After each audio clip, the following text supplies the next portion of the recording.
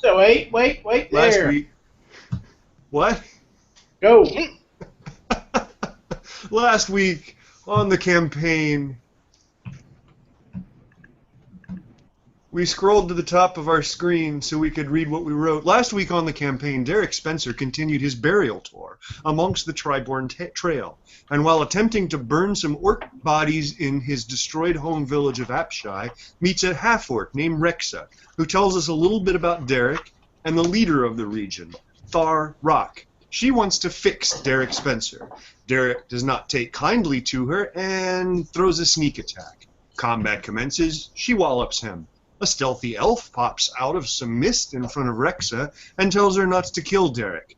We meet Orin the Peacemaker. Meanwhile, in Neverwinter, Huckabus is getting frustrated with his friend Mars' reticence to speak about his mother. He explores the graveyard and the rift, goes and sees Jay Cracker and has a conversation about his mother, and then meets up with Sophie. They visit Oswin's oddities together, and Sophie buys the child a small toy. Oswin comments on Huckabus's metal horn bands, and there's a smoke get in your eyes joke. We exit the gates. Sophie and Huckabus exit the gates and encounter the history gnome.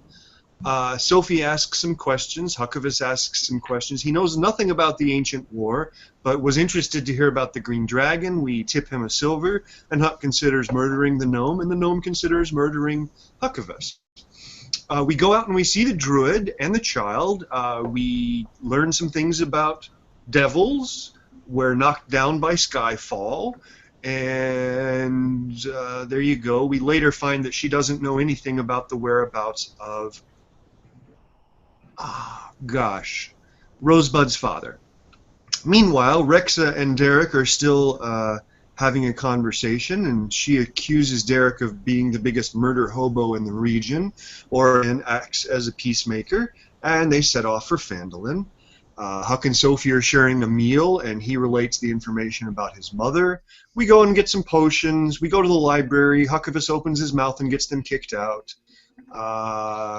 Sophie then goes to get a massage, and Huckabus goes to drink beer and hopefully speak with Mara, but that doesn't happen. The next morning, we all set off for Phandalin, and then the entire party meets on the road just off the Triborn Trail towards Phandalin, and there's a massive storm system coming in.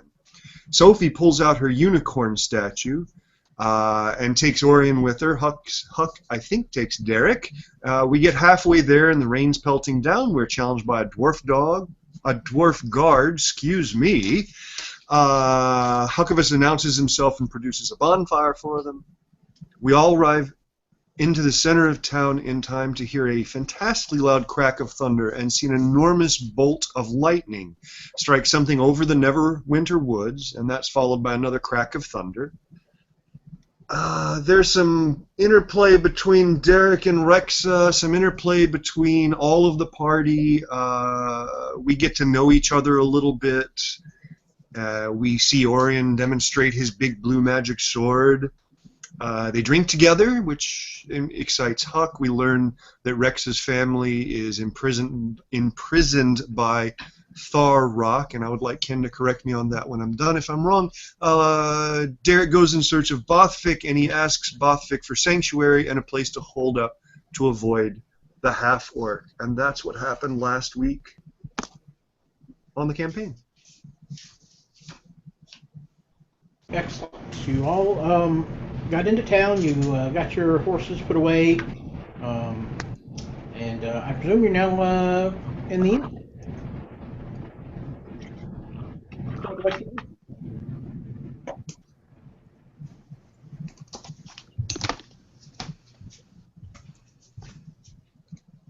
Hello? Yeah, we're here. We were in the middle of a conversation, in fact, and I was sitting at a table. Rexa had just slammed her big giant axe onto the table, which phased Huckabus a little bit, but he's like, I'll just have some more beer. It'll be fine. And he's just sitting there sipping some beer, watching the room. And Rex is just sitting there waiting for Derek Spencer. That's right. Derek is off elsewhere. That's right. Yep. Yep. And Orion's probably standing next to a window, leaning up against the wall, drinking an ale, just watching the rain fall down. Is it still raining? Yes. Rather Rain hard. like we've never seen before that looks like it never will end. Should we build an ark, people? What on earth is that? I have no idea, but it just came to me that maybe we need one of them because we don't have one. It's 40 cubits by 40 cubits. It'll Oh, take man. us 40. It'll also make us 40 days and nights to build it. And I can be the zookeeper. We're not bringing all those animals. We have to. Yeah, we have to. That's the rule. Oh man. Assuming So it's yeah, not so character so as Rexa, well. yeah, you know, so Rexa gets up, goes to the barkeeper, and inquires about a room. Of course. How long will you be staying? As long as it takes for things to happen, sir. That's the best answer that I have. Can I overhear this, Ken? Sure. No. No. Roll me a perception check. Why is it that the thing, the dice stream thing doesn't stay when it should? Because it hates you. Well, that's what I figured, but I just wasn't sure. What are you doing, Carl? He's rolling me a Very loud. perception check, probably. Is this noisy? Do you hear that? Mm-hmm. Oh yeah. Oh shit, that's my keyboard. I'm sorry. I'm kind of at a disadvantage tonight. I'm having to use one unit for everything. Technologies. Okay, well I may have to get somebody to roll it until I can Yeah, I got you. dice stream Roll thing. it, roll it. You rolled a 13. Oh, okay. He beat me to it. Mine was even better. Well, then What's your well, modifier? I think it's 3. Wisdom, right? So I don't have to go over there and find it. I should get that. Unless you're proficient, then it could be a 6. Oh, I am. You're right. So you should go low. 6. Your character sheet. 19. I 19? said 19. I'm gonna say that. I'm gonna say that can overhear. Mm-hmm. Okay, well, I'm just gonna stand up and I'm not gonna head over there quickly, but I want to see if anybody's gonna give Rexa any trouble. Not to say that I want to help a half orc out, but if she's gonna be chasing down Derek, we don't need Derek being having to worry about. I don't know what to do, and I'm gonna listen. And she very quietly, goes up there and talks to the barkeeper very quietly. So, yeah, I'm not sure exactly how long we'll be here for, but can I have a room by myself? I'd pay more. And she's very Sure. quiet. Of course. Yes. You're gonna stay until something happens. Well, Might not even be here tonight. The way things are going around here lately. that could be true, sir. But I don't. Can I just have the keys, please? This is very Are you with that lot there? And he points at Huckabus. I think so. And I assure you, something will happen sooner than later. No two ways about it. I'm not with him per se. Do you know Derek Spencer? What's he look like? Derek Spencer? Can't say as I do. Okay. Well, she hangs out with that guy you just talked about, I think. Is that little gnome girl? That wouldn't be it. No. That elf girl? Is that no? No, it's a boy. I think he's he's really ugly. That She dwarf. kinda, I thought it was no, he's dirtbag or something. He was dirtbag? I think he's a human. I don't know, all of you pale faces look really the same-ish, except for you're taller or shorter. She says, and then looks really bashful. There's been a lot of stuff going on here the last, back when the liberation came, there were all kinds of folks through, and that's the last time I saw any of Oh, that group there. So well, what did they do here? And she gets a little inquisitive to you. they cleared out the riffraff that was messing with us here, and then they went out and they cleared out the mine, reopened it up, and brought in all kinds of strange folk to get it restarted. Is that bad for the town? She looks very confused. I know. Oh. Okay. Can I have that room now, please? And she just looks really, really kind of not off put by you, but just the situation. There being all these people around and such. Oh, where are my men? Yes, you asked for these earlier. Yes, there you go. Room 7, top of the stairs, fourth on the left.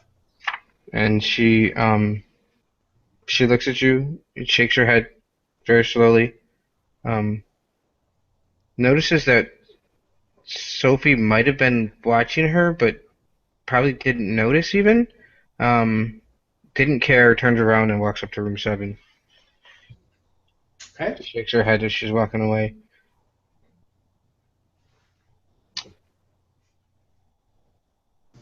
Huckabus is going to go over to Oren. And get a phone call. I'm turning it off, guys. Sorry. And he's going to tap the pale tiefling on the shoulder and say,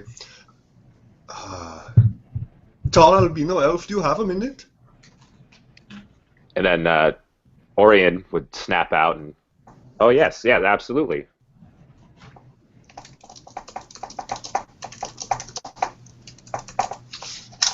You were on the road Huckabus? for a while, and I Huckabus? understand. Huckabus, hang on a sec. Okay. Huckabus, tell me what Huckabus looks like, just like right now. Huckabus, I'm sitting here watching him. What can I see? What do I... medium height, tiefling, red. His horns poke the wrong direction. He has thick black hair. It's getting a little shaggy. He probably should have gotten a haircut while he was back in town, but he didn't. He's wearing just kind of loose-fitting clothes. They're black. No like armor or anything like that. He does have a magnificent staff that he's carrying. He's got it has a head of a spider on it, or the head of it is a spider. And he's got a silver circlet on one of those horns that occasionally emits a little bit of smoke. Yeah. Okay. Very red skin. Very good. Thank you. Carry on. You're welcome, I hope. So, Orion, before you met up with Derek and this half-orc lady, I'm told, what were you doing in the world? Oh, well, just wandering around, trying to find some adventure, as you do. Take a swig of his ale.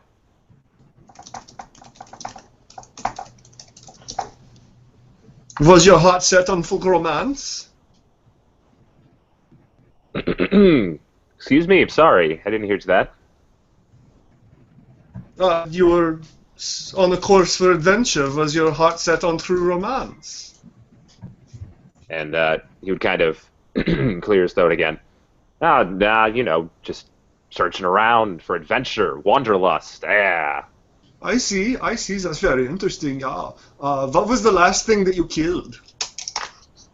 And he would kind of scratch his little soul patch that he has.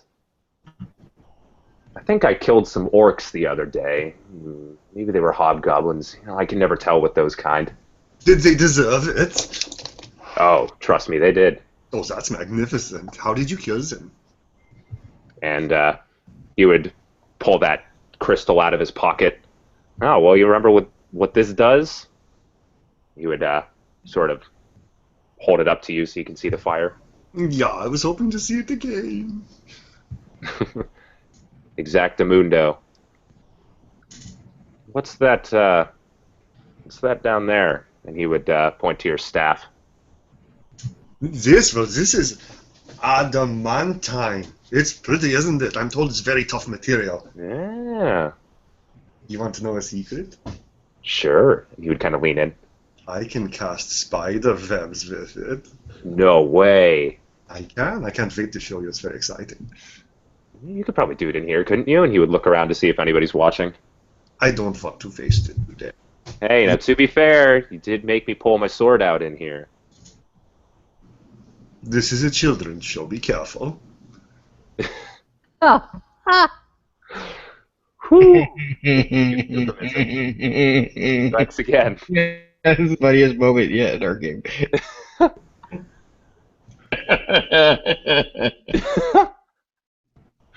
Everybody take a deep breath.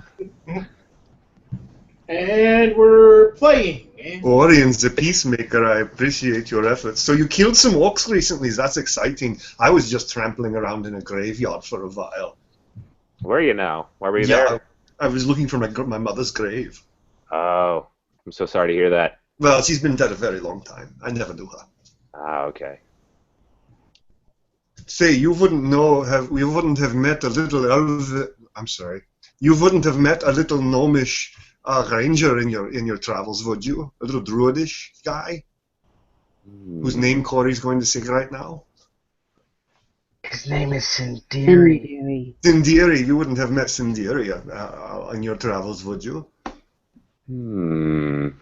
He would go back to scratching his soul patch that is contrastingly black as opposed to his long white hair. Sindri. No, I don't think that brings back any memories. You want to come kill a green dragon with me? And Orion's eyes would widen. Oh, absolutely. I've always wanted to kill one of those. Oh, that's exciting, isn't it? I know there's one. He's not very pleasant. We should go do that then as soon as possible. Well, maybe when the rain stops. Nah, it's just water. Sophie! Huckervis yells out. Sophie! Yes. Sophie! Do you Yes. remember the green dragon? Didn't he have a name? I'm sure that she did.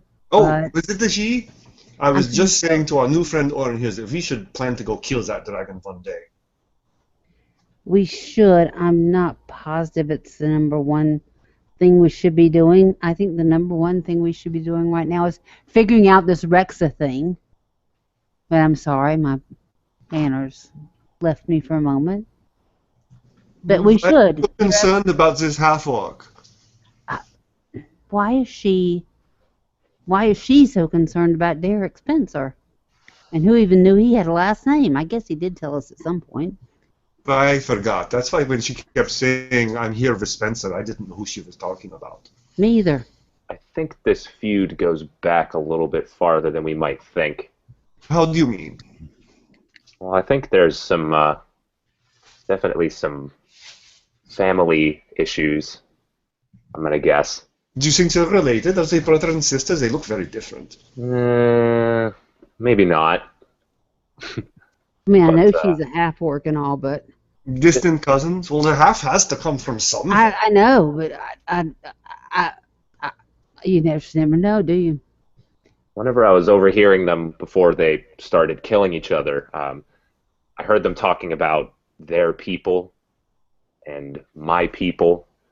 So I'm guessing there's a little bit of strife between two groups, possibly a family, maybe?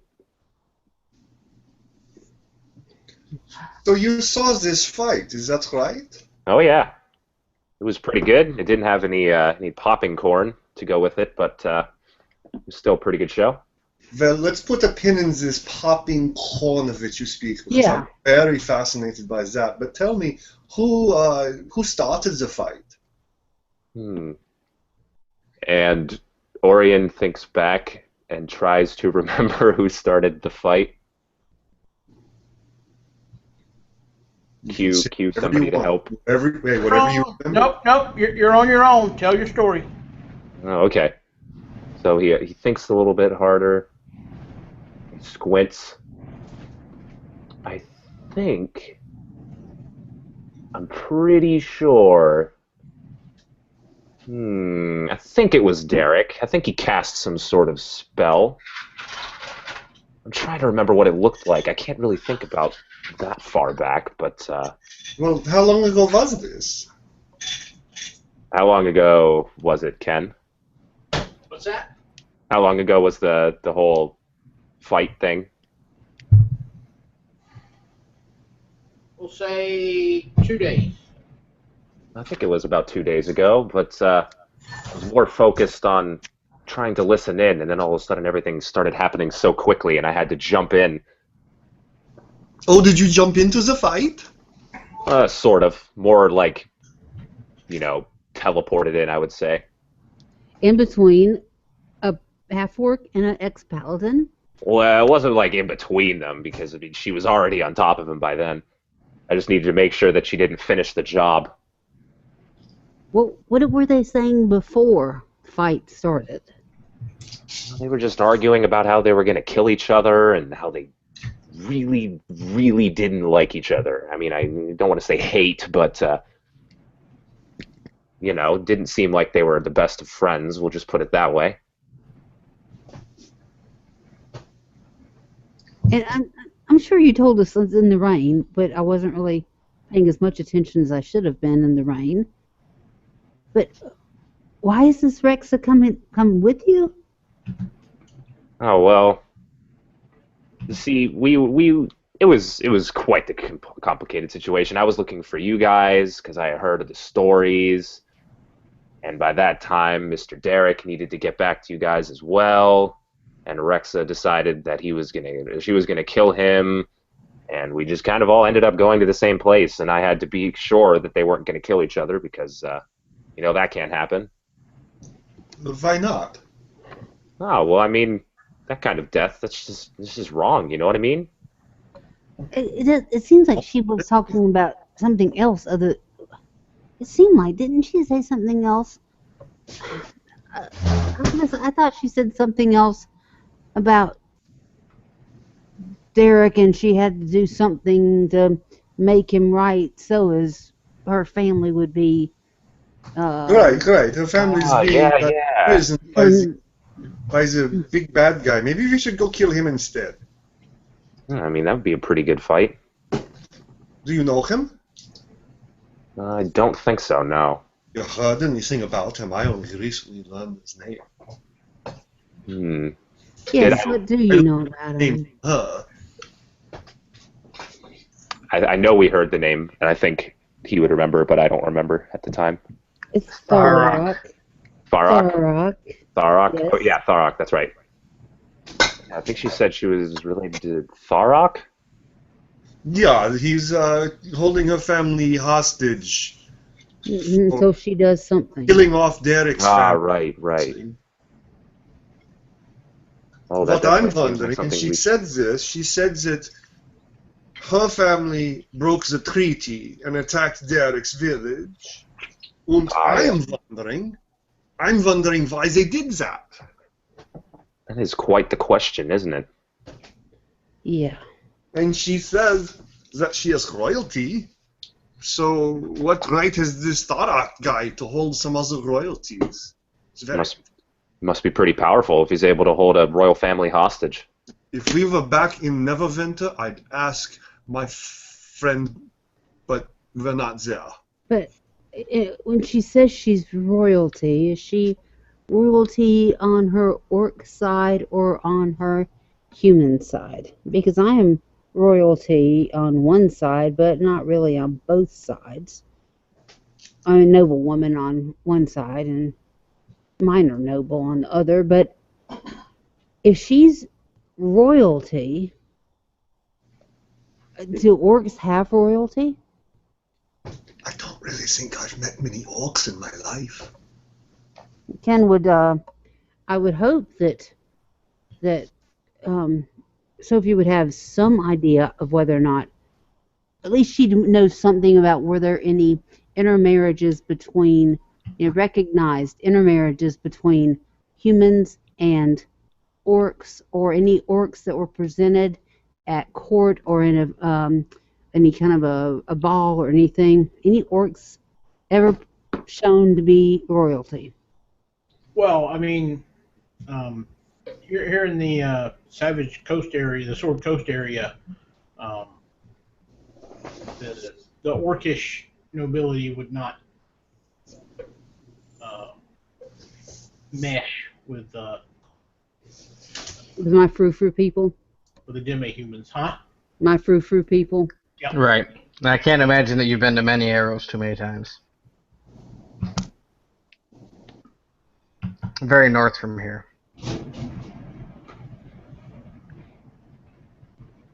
But you have to remember, royalty can be just as the same in a village as it is in Oh, yeah.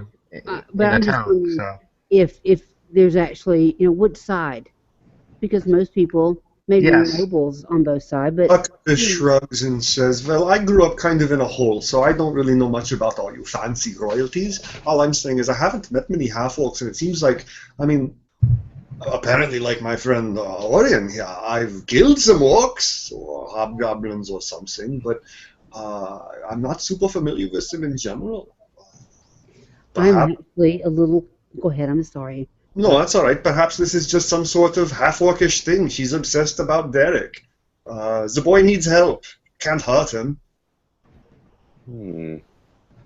Well, regardless, we're going to have to solve the situation either way because it's most likely going to end with them trying to kill each other again. I'm fine with that as long as I don't get in the middle of that fray. No, I'd rather we they can't let that didn't. happen now. Meh. I have to agree with you that we don't need to let that happen.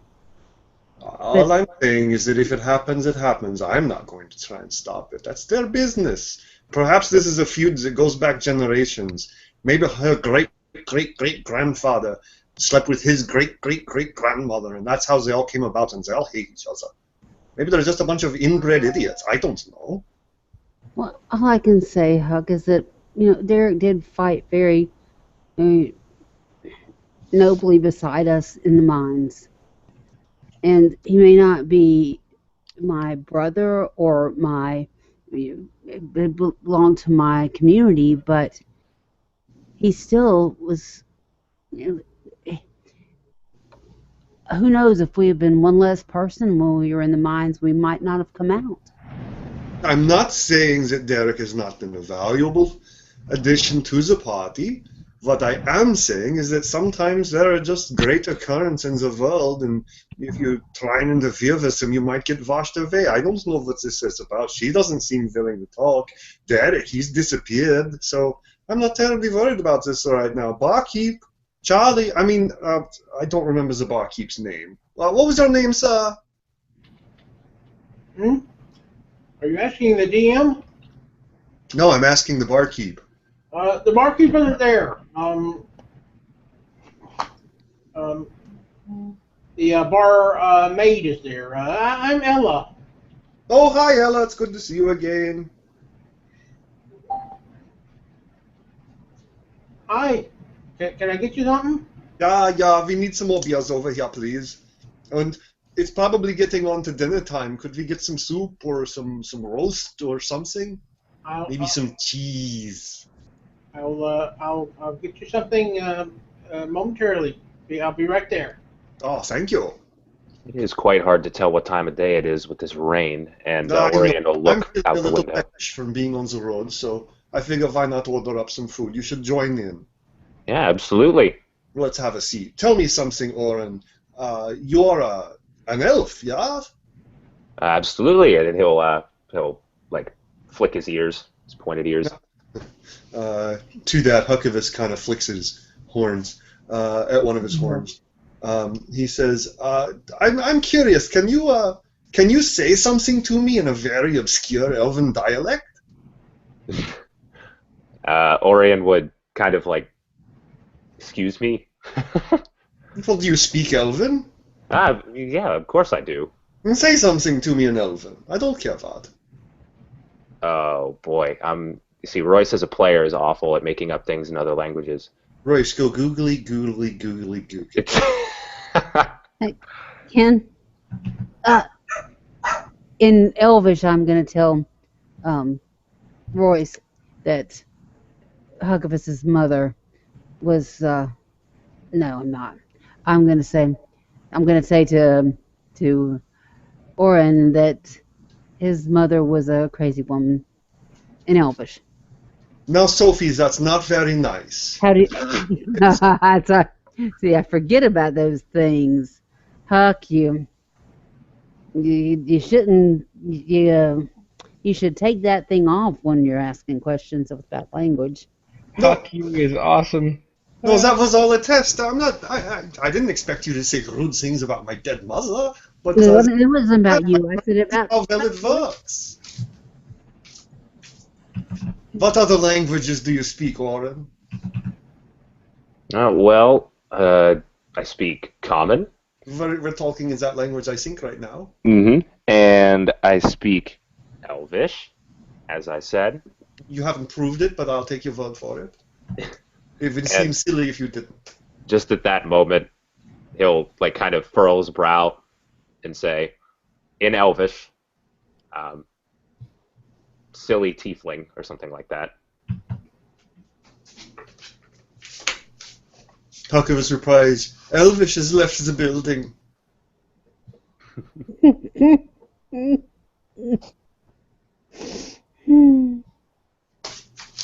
And if Elvish could have a sarcastic tone, Orion definitely would have had a sarcastic tone.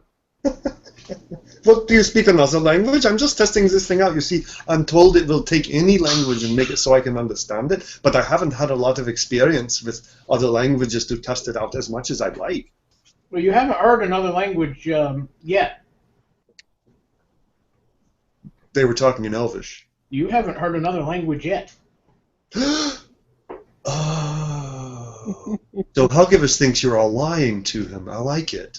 All right, let's just run with that.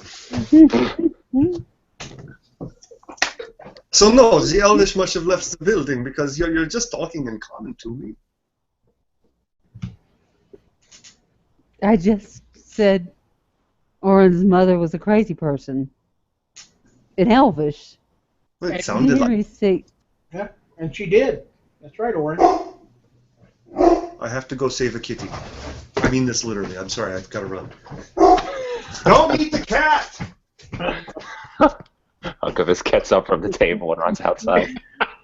Don't eat the cat, it's bad!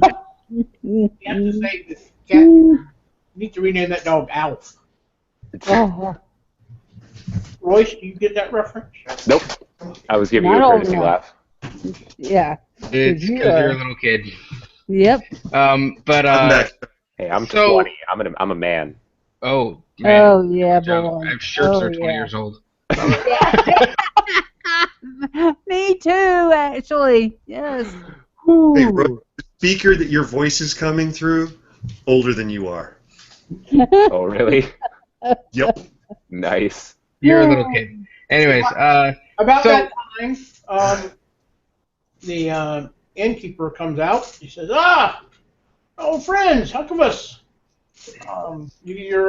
You got enough ale there? Yeah, we were going to order some food. It's good to see you. You're looking well, my He friend. got a tray of food with him. He says, You're looking well, and so food looks beautiful. who's your friend? And he holds out his hand to Oren. He says, my name is Stonehill, Toblin Stonehill. And I'm Orion. Well met. Hail, and well met. Yes. Are you with this lot here? Or are you with the dwarves that are coming through? Or Oh, I'm with this lot here. Stumbled across them. pretty good folk. They saved me from being strung up in the street. That was pretty nice, I gotta say. Oh, really? Yeah. Well, You've I'd have to always hear been that so story wonderful sometime. to us. Y'all aren't responsible for this rain, are you? It doesn't seem to want to stop. I don't know how that happened. We were on the road when it started. It was a mess. Listen, let me ask you a question. Has there been any other sightings of the red brands around? Have you seen any of those cloaks or anything? Oh, no, nothing since you guys cleaned them up around here. Ah, Sophie, high five, we killed them good. Yes, high five. And that's another story I'm gonna have to hear. Well, you see, I had a friend named Rufus. Rufus. Rufus was a head that talked to me. He was a massive goblin that we killed. Ah. At some point, he started talking to me and he freaked me out. So, my friend Aranis, whose grave we need to visit after the rain stopped, we played a little stickball with his head, and his head splattered all over these redcoats, and they hated us ever since. Huh. He'll take a sip of his ale and kind of take in the fact that you talked to a severed head. But it's okay, because we killed them all. I miss my friend Rufus. I think I've seen his ghost a few times. There was a banshee that I talked into letting us just pass. And then we killed a guy that had this staff, and he pinks the staff on the ground. Sophie, you have a staff too, don't you? Well, not exactly a staff, but I have a dagger and a few sharp arrowheads that have. Didn't you get a staff at You the got a staff. end of the mine? Oh, that's right. I do have a staff. I'm sorry. I can see it. It's right there. Look at that thing. It's magnificent. Oh, now what have we here? It's a staff with a something on it. Give me a second. Isn't it made out of glass? It is. I bet I can get my tape. My computer does not like me today. Either that, or it's very possible I just am not. Yep. Glass. I just have glass staff. Yes, that's a very pretty glass staff. She got it off a wizard. You know what his name was? What was his name? Glass staff.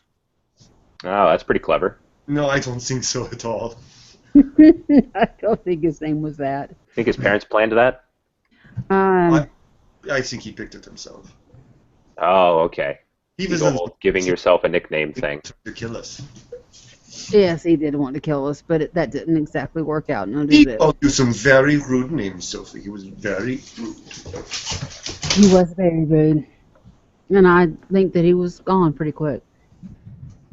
And we thought he was going to be so scary because he looked all boobily boobily. It was a giant No. killer.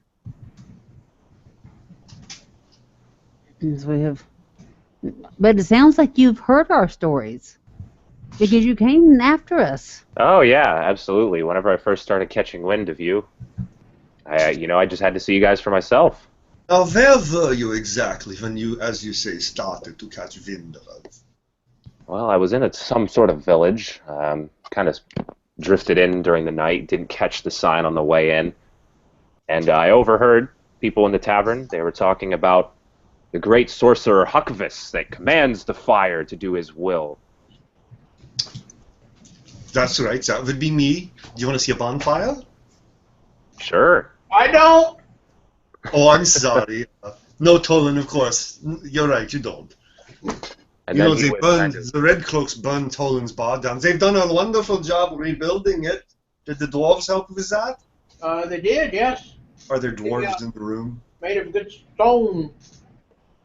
Much harder. Is there like a table of dwarves hanging out having ale? No, there are not.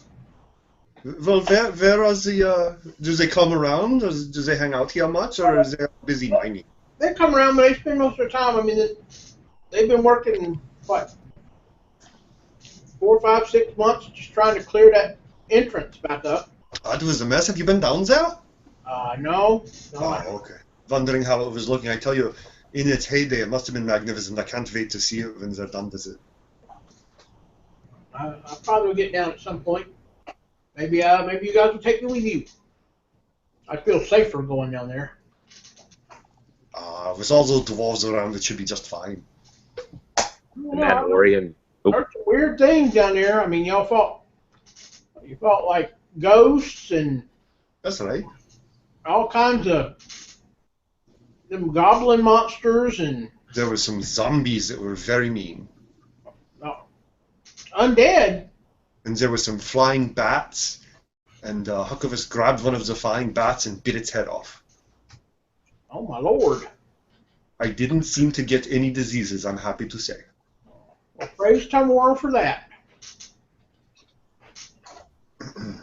And then Orion, during that conversation, to hopefully not let Huckabus hear, would lean over to Sophie and say, well, you know, they weren't exactly talking about the great sorcerer Huckabus, they were talking about the fool Huckabus.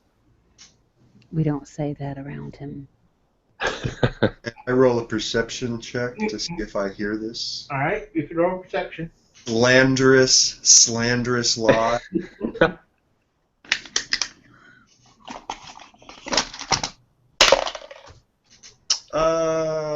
That's a perception. That would be what, 15? I'll let you roll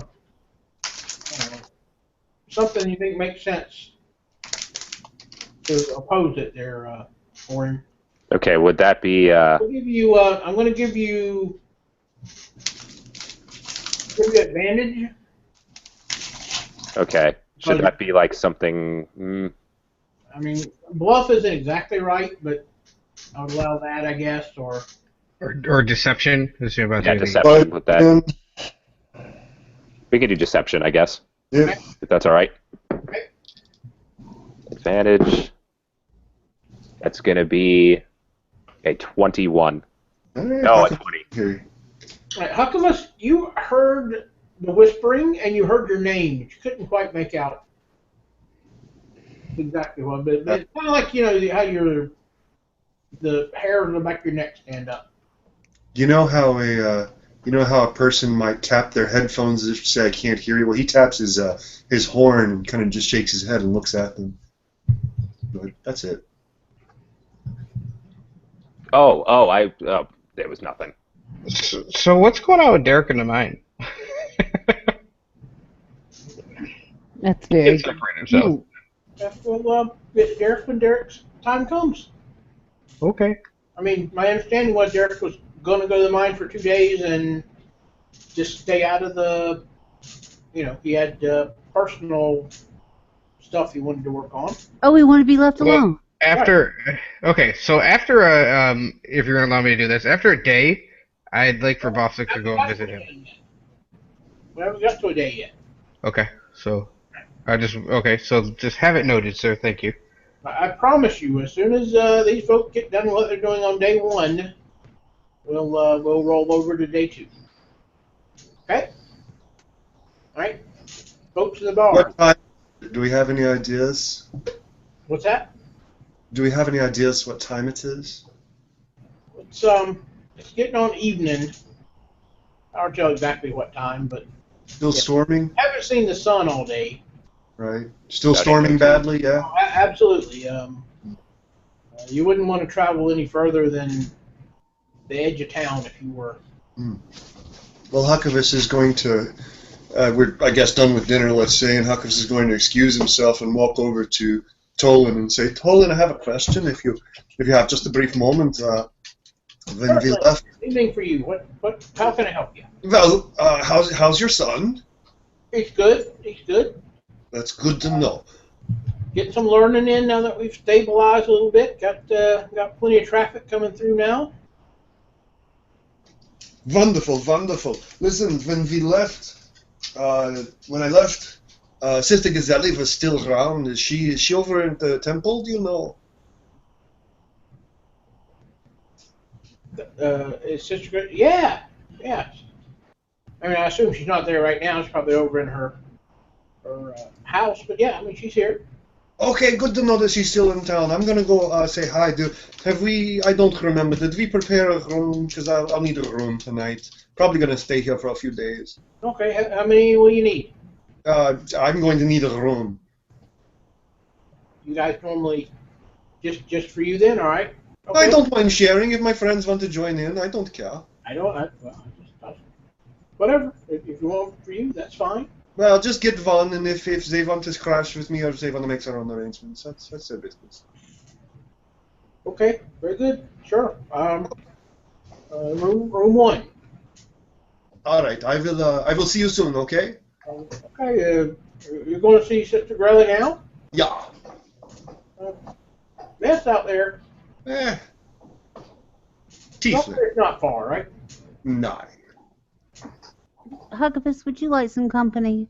Huckabus comes back to the table and says, well, that's very nice of you to offer, Orion. If you'd like to come too, we could go introduce you to our friend. Now, Sister Gazelle is very special to us. You see, Huckabus is sad to say he died several times. It's rather embarrassing.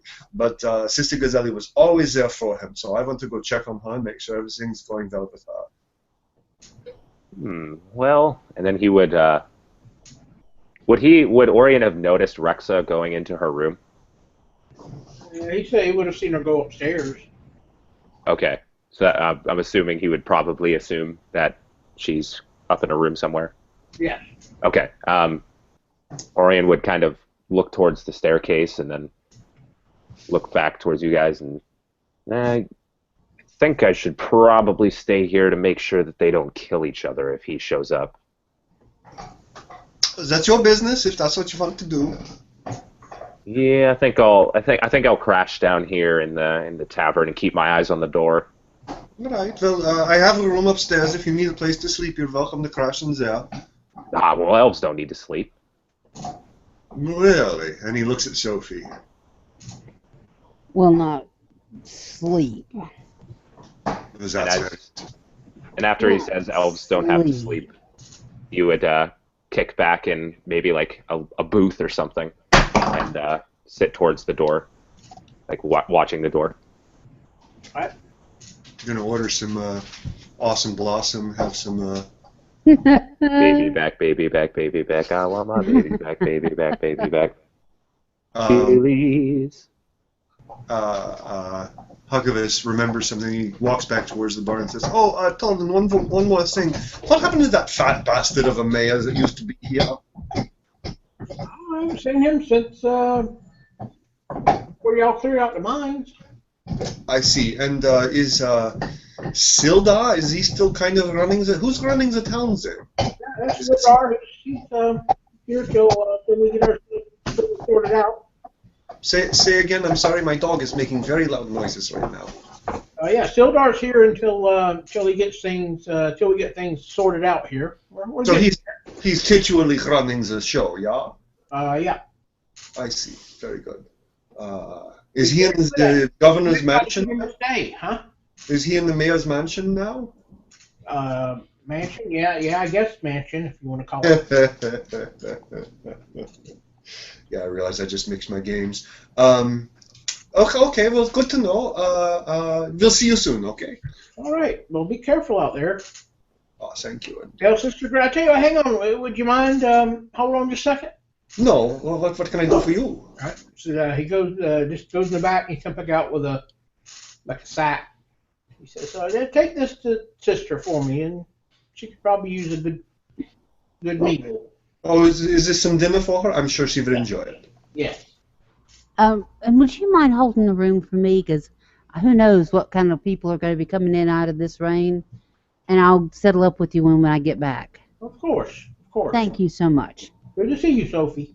Thank you. It's good to be back. All right, Sophie. And Huckabus gets into a pack, and he pulls out a cloak, and he flips it over his head, and he's kind of got this big old like Jedi cloak on, covering his head and shrouding him and everything. You might notice that it was once red, but it's kind of been inexpertly dyed and or weatherproofed.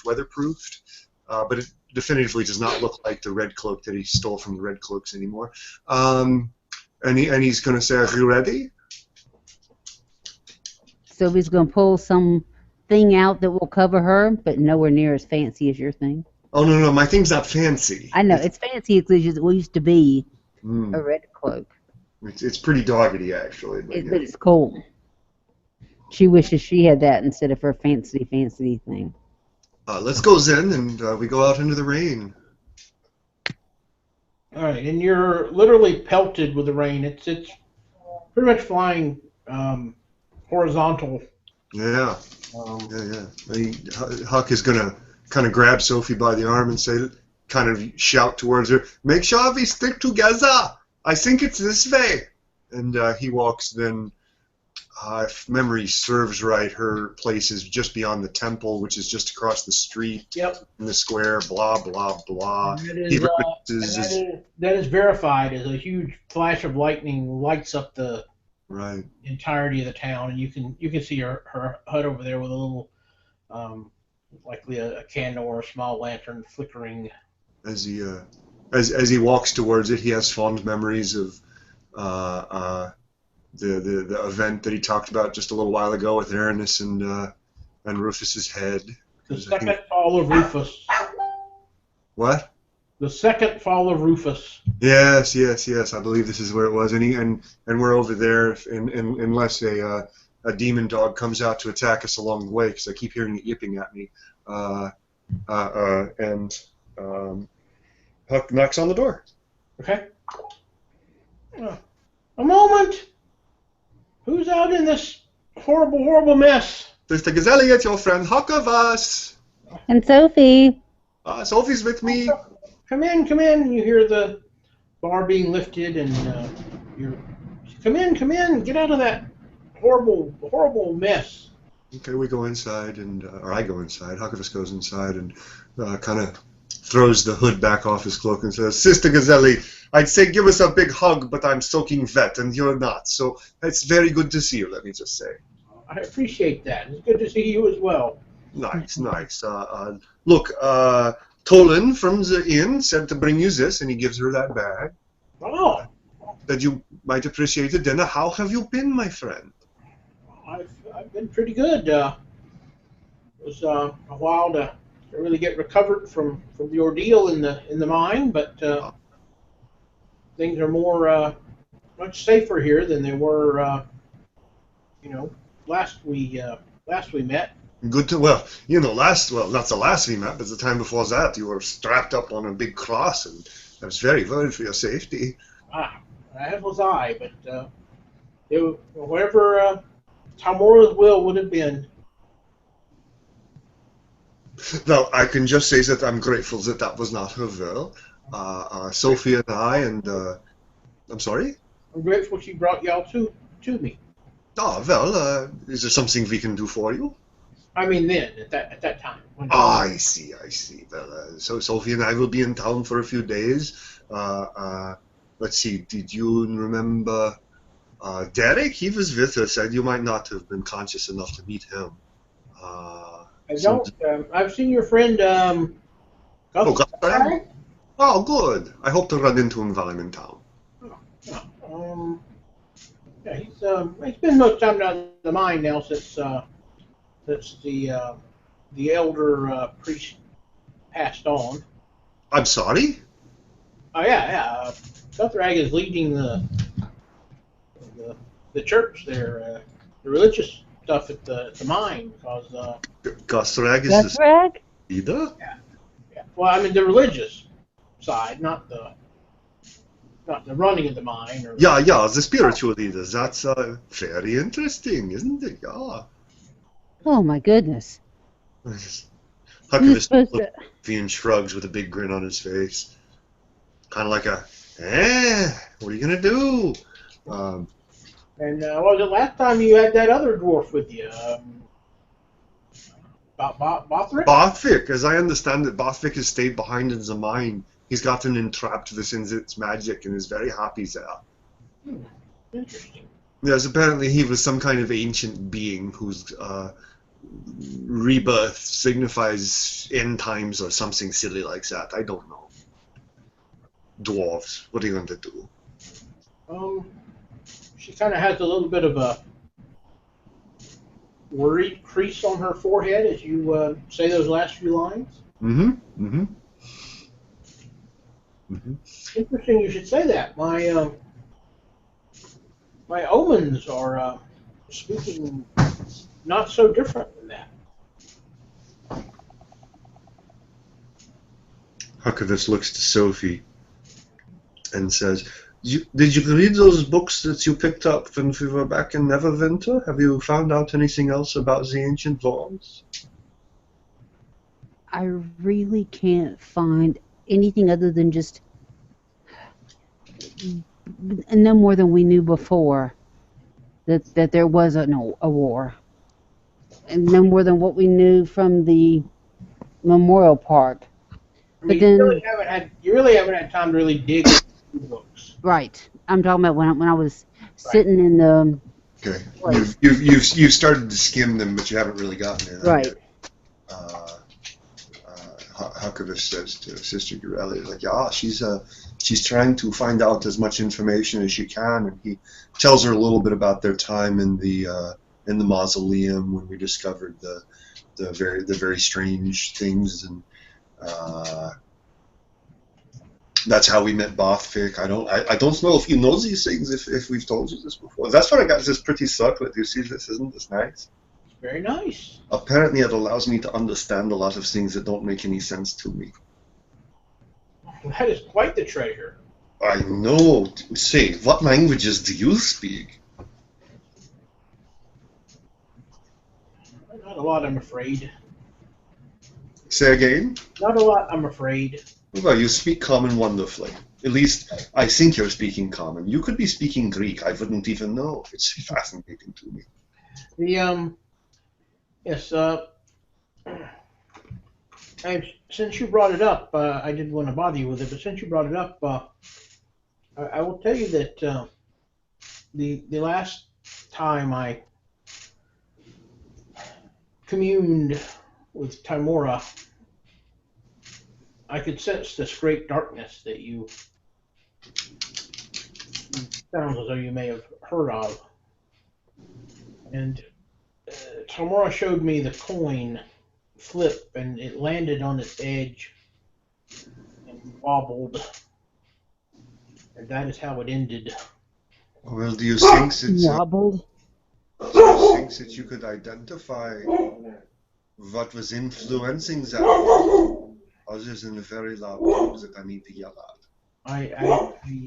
That's all I know for now, but I will certainly let you know as I learn more. But something is in the balance, and it can go either way at this point.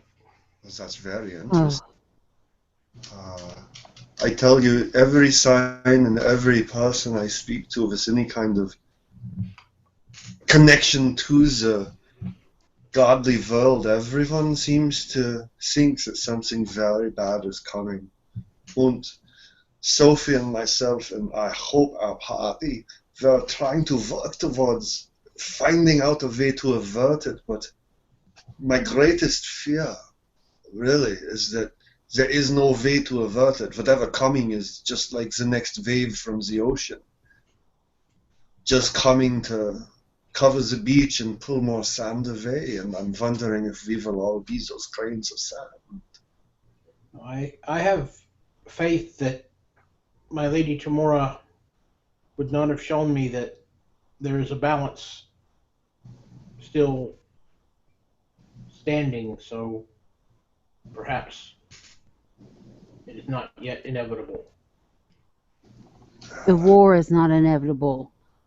Not just that the outcome is not inevitable. I think I don't know exactly, but I sense that the war is but a reflection of what we really have to fear. Now that's fascinating.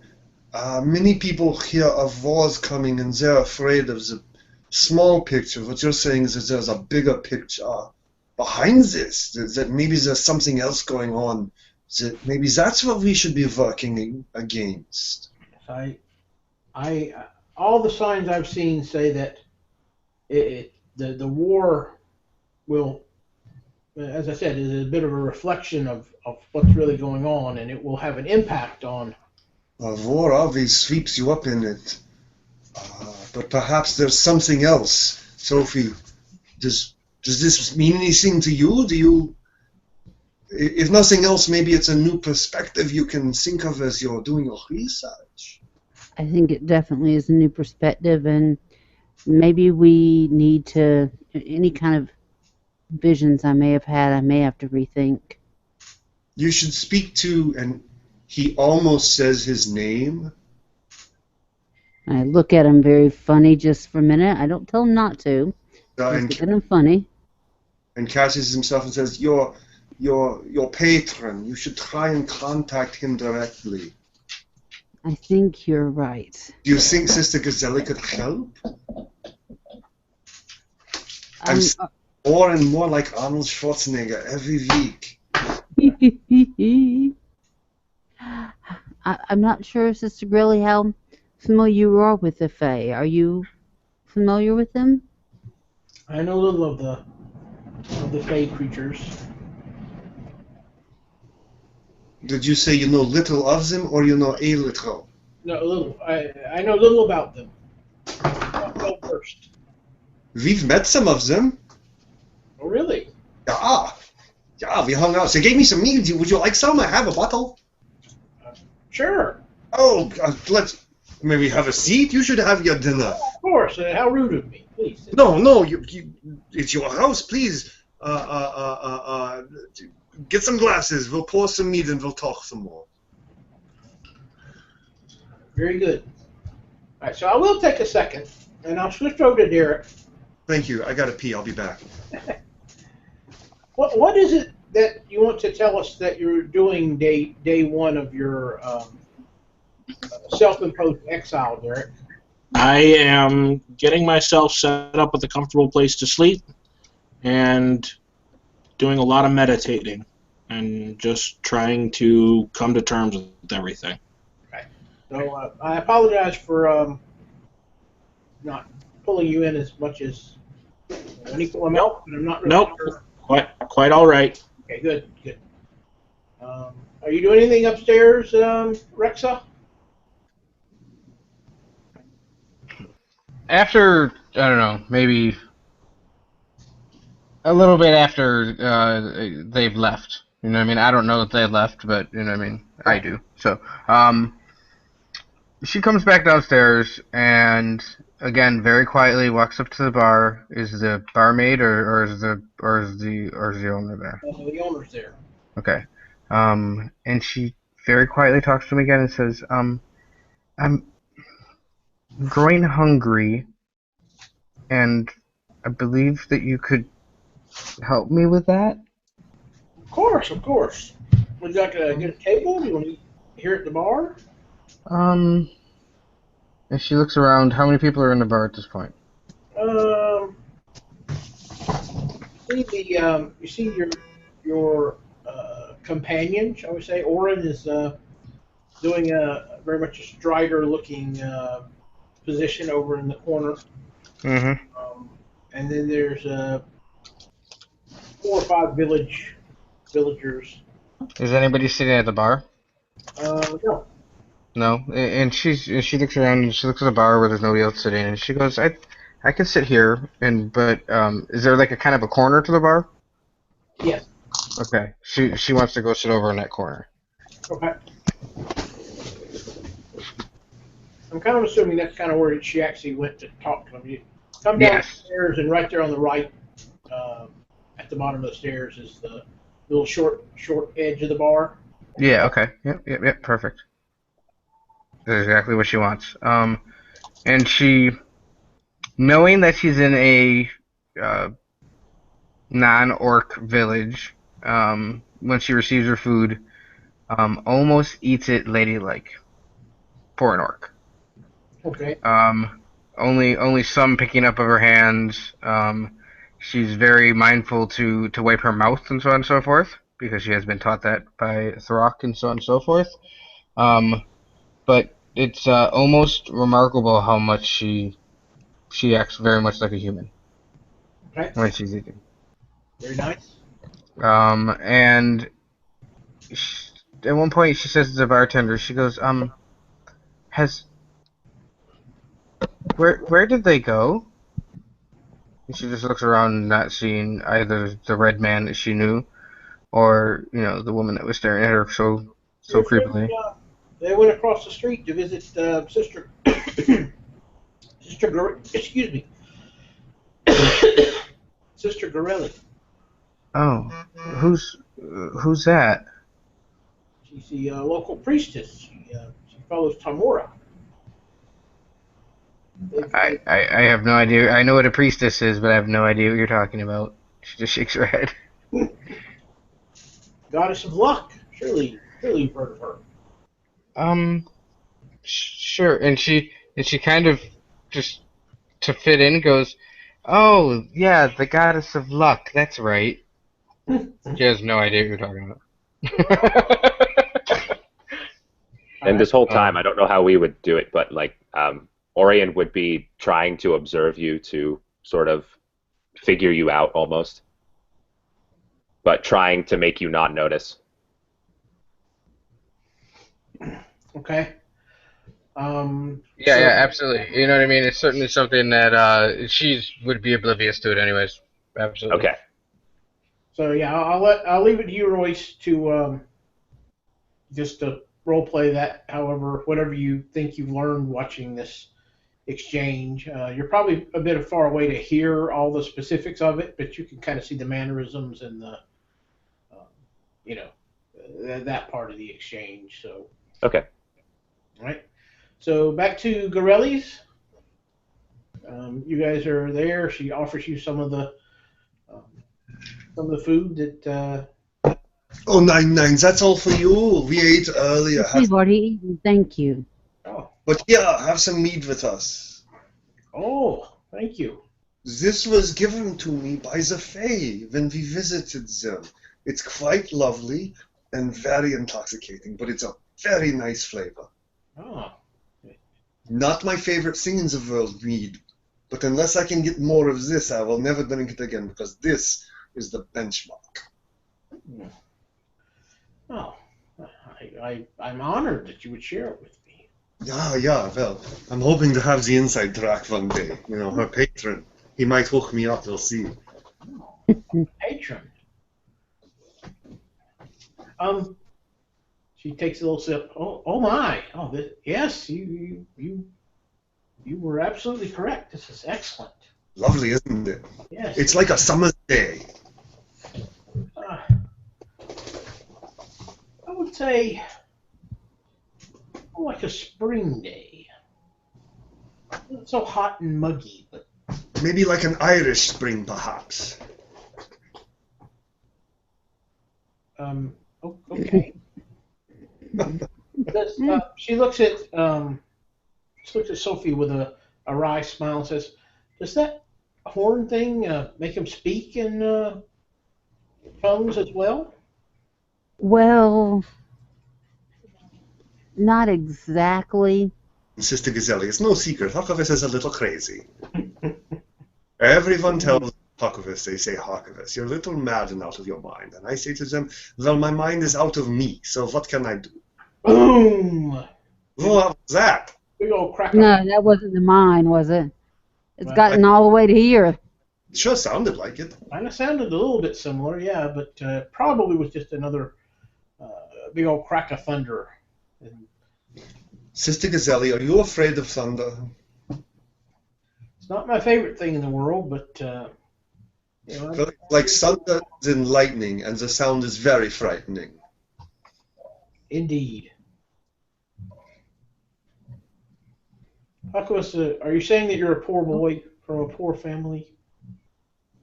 He's just a poor boy from Oh. sharing his life with this monstrosity. I actually got that reference.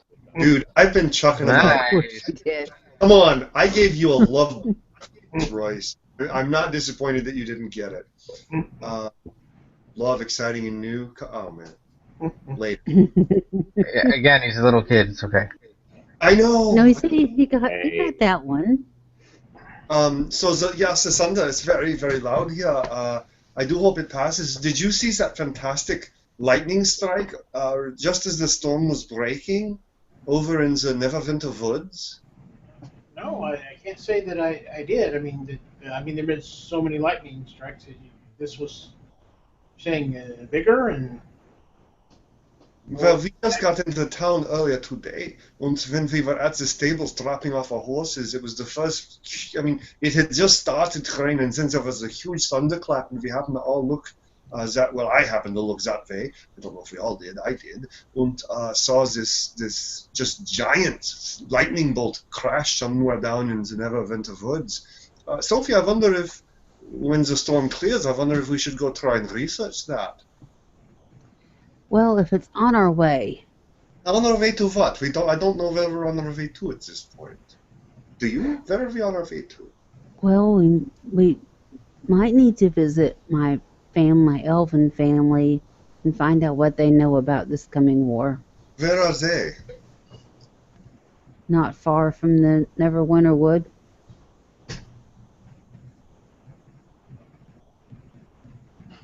In relation to Neverwinter, where are they?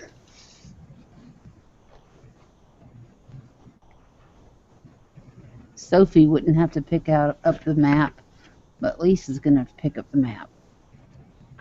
That's okay. I considered asking Ken if Huckavus could buy a map while he was in Neverwinter, so he could legitimately say, well, let me pull my map out and Yes. Yes. But I didn't think about it until it was asked. But I think she answers the question, and you can clarify that later. So go ahead and be looking that up, but continue. Yeah, we'll just move on. If that's where you want to go, is this something, Sophie, you and I want to set off and do, or should we try and reconvene the whole party? Well, I think we're going to need more than just the two of us. Well, I'm sure that Orion fellow would. Oh no, that Orion fellow is very locked up in this. Let's not kill Derek and let's not kill this half-orc. But I have a half-orc friend, apparently. Sister Gazelle, have you met many half-orcs?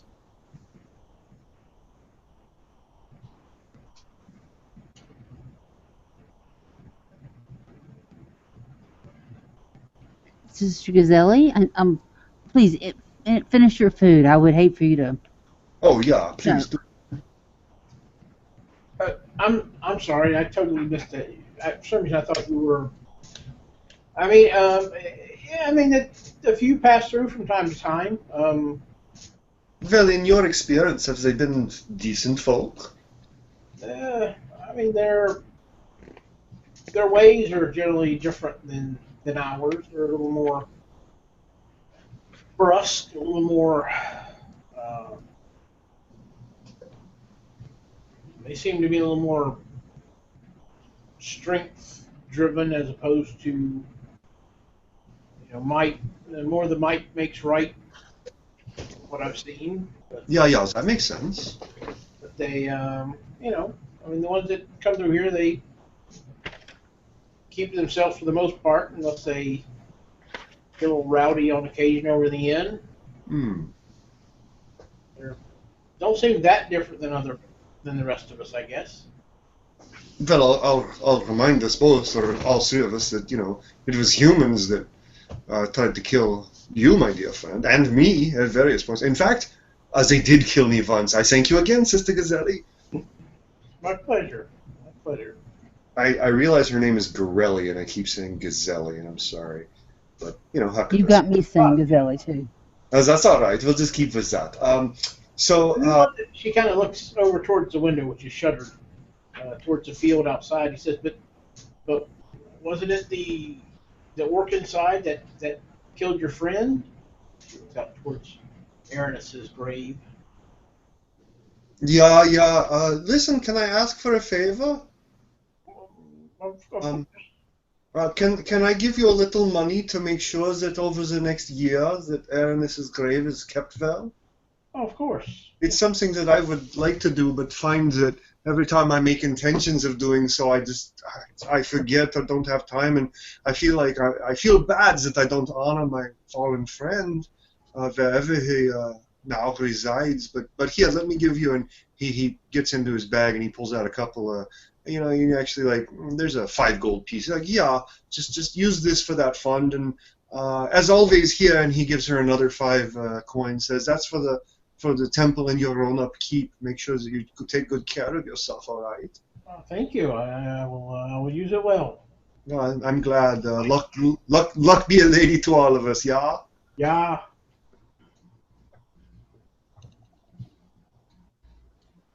Have you seen weather like this? I realize that I'm changing the subject terribly, but It's all right. it does make you shudder, doesn't it, sister? Oh, yes.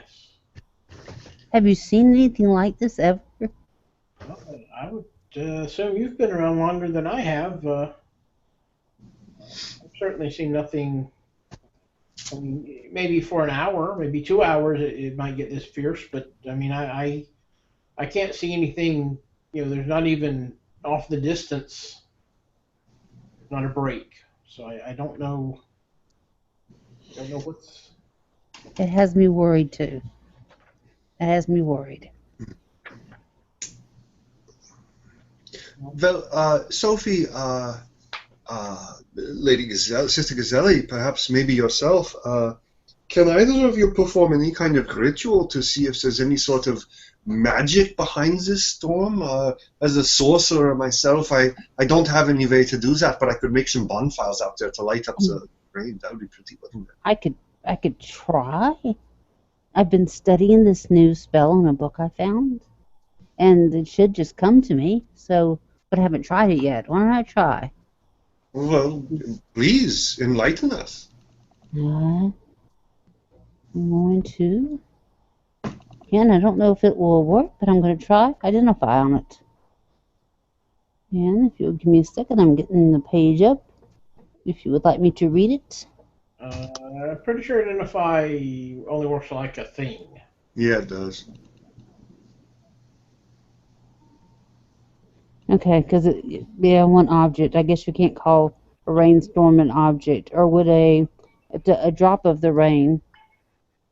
That could be an object. Okay, I'm going to try it. If it doesn't work, I can understand, Okay. but I'm going to try. And so,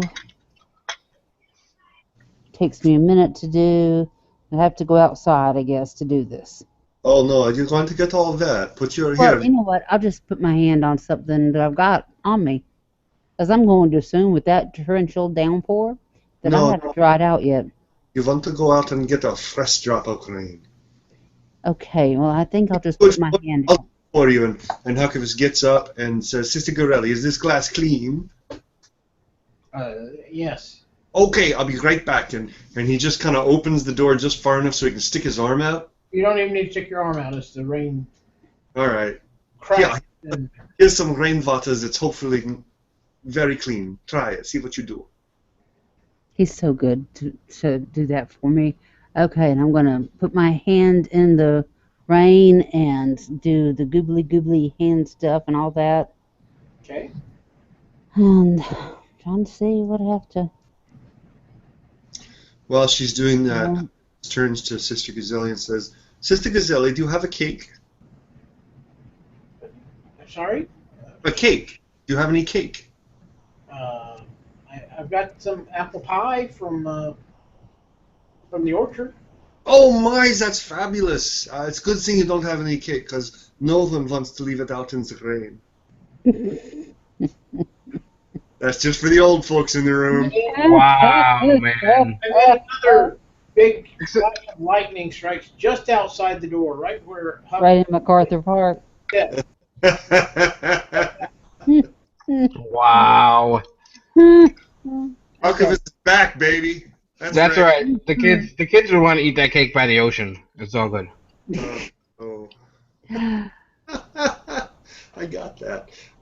With a woman in a short skirt and a long jacket. Yes, I got it too. Yep. Sorry. So do I have? What do I have to do to get this? It looks like. What are you doing, Sophie? I'm trying to do this identify spell. I put my hand in the water. Yeah. You choose one object that you must touch throughout the casting of the spell.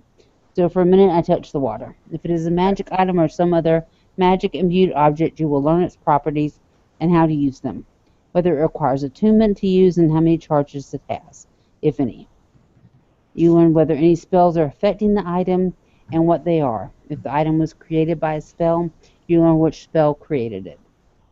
If you instead touch a creature, da-da-da. So, do I even have to roll anything for that?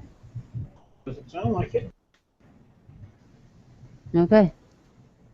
So Nope. that's what I do for a minute. I think I have a wand that does the exact same thing now that I remember. No, the Detect Magic does something different. Oh, that's a Detect Magic one. I'm sorry. Lisa, Yes. check your Facebook.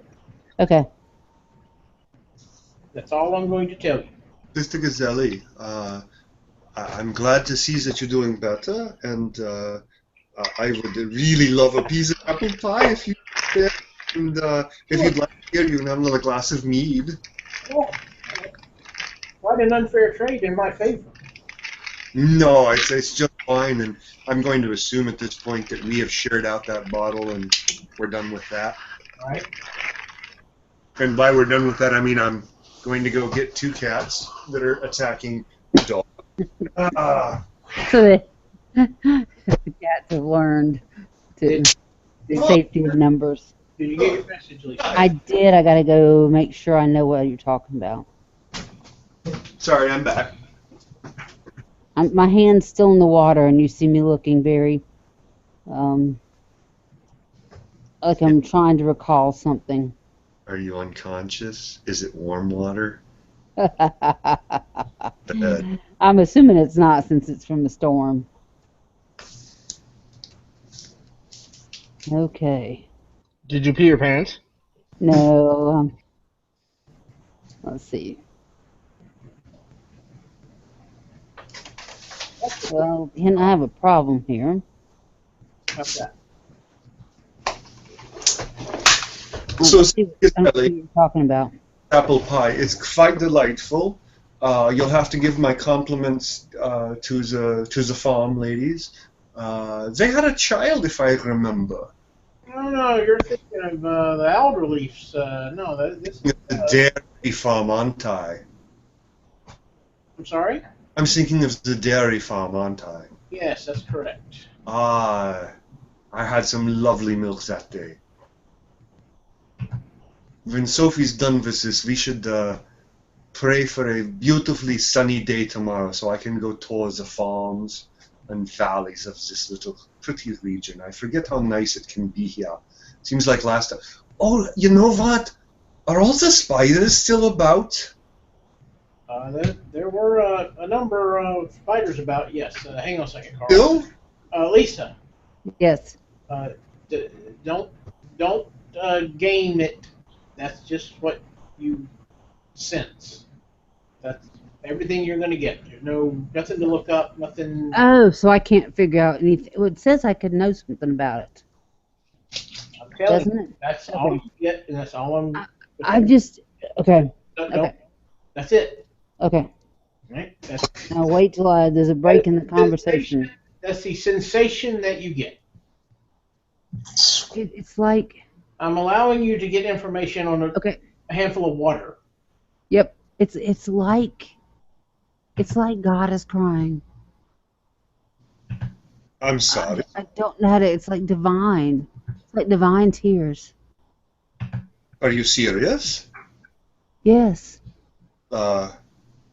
Ladies, I don't. Yes, will you pardon me for a moment? Yes. of course. Huckavis leaves the room. He leaves the house. He walks outside and walks over to, and I think this is right. If he goes over to the shrine, which is right next door, there's kind of a covering.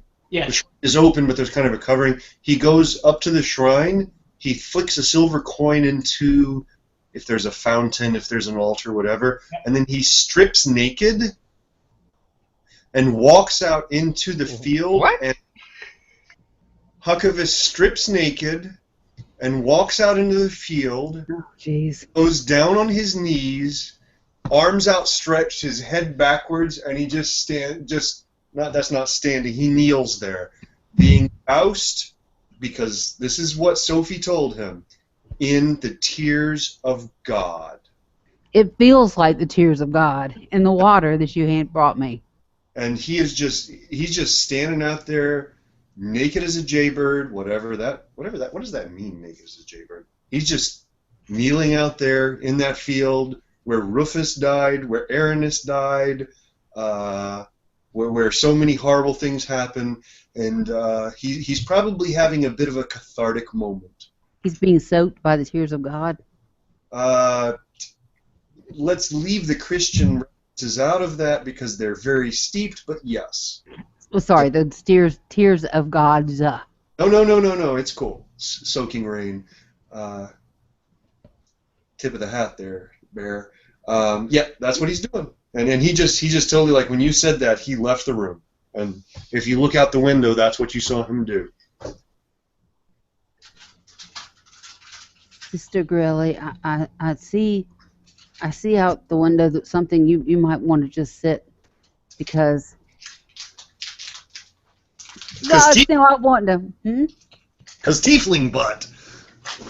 I was going to say, or you'd be mooned. What is it? I'm thinking of a song, and I was trying to continue with all the song stuff. Okay, we can focus on the game. But random songs as a side part, please.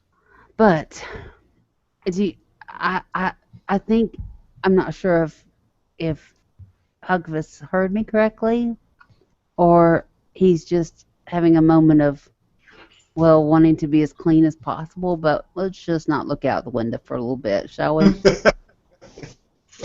Don't look, Ethel. Thank you. Thank you.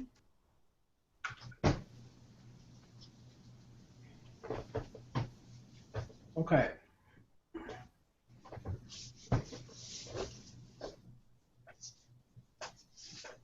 And Huck's just going to stay out there for a while, so. Just to really look at you and says, the tears of the gods?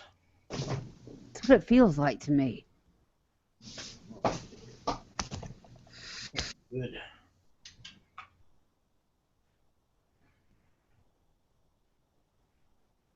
Do you want to feel and see if you can tell anything? Maybe I'm crazy. I don't have any abilities of that nature.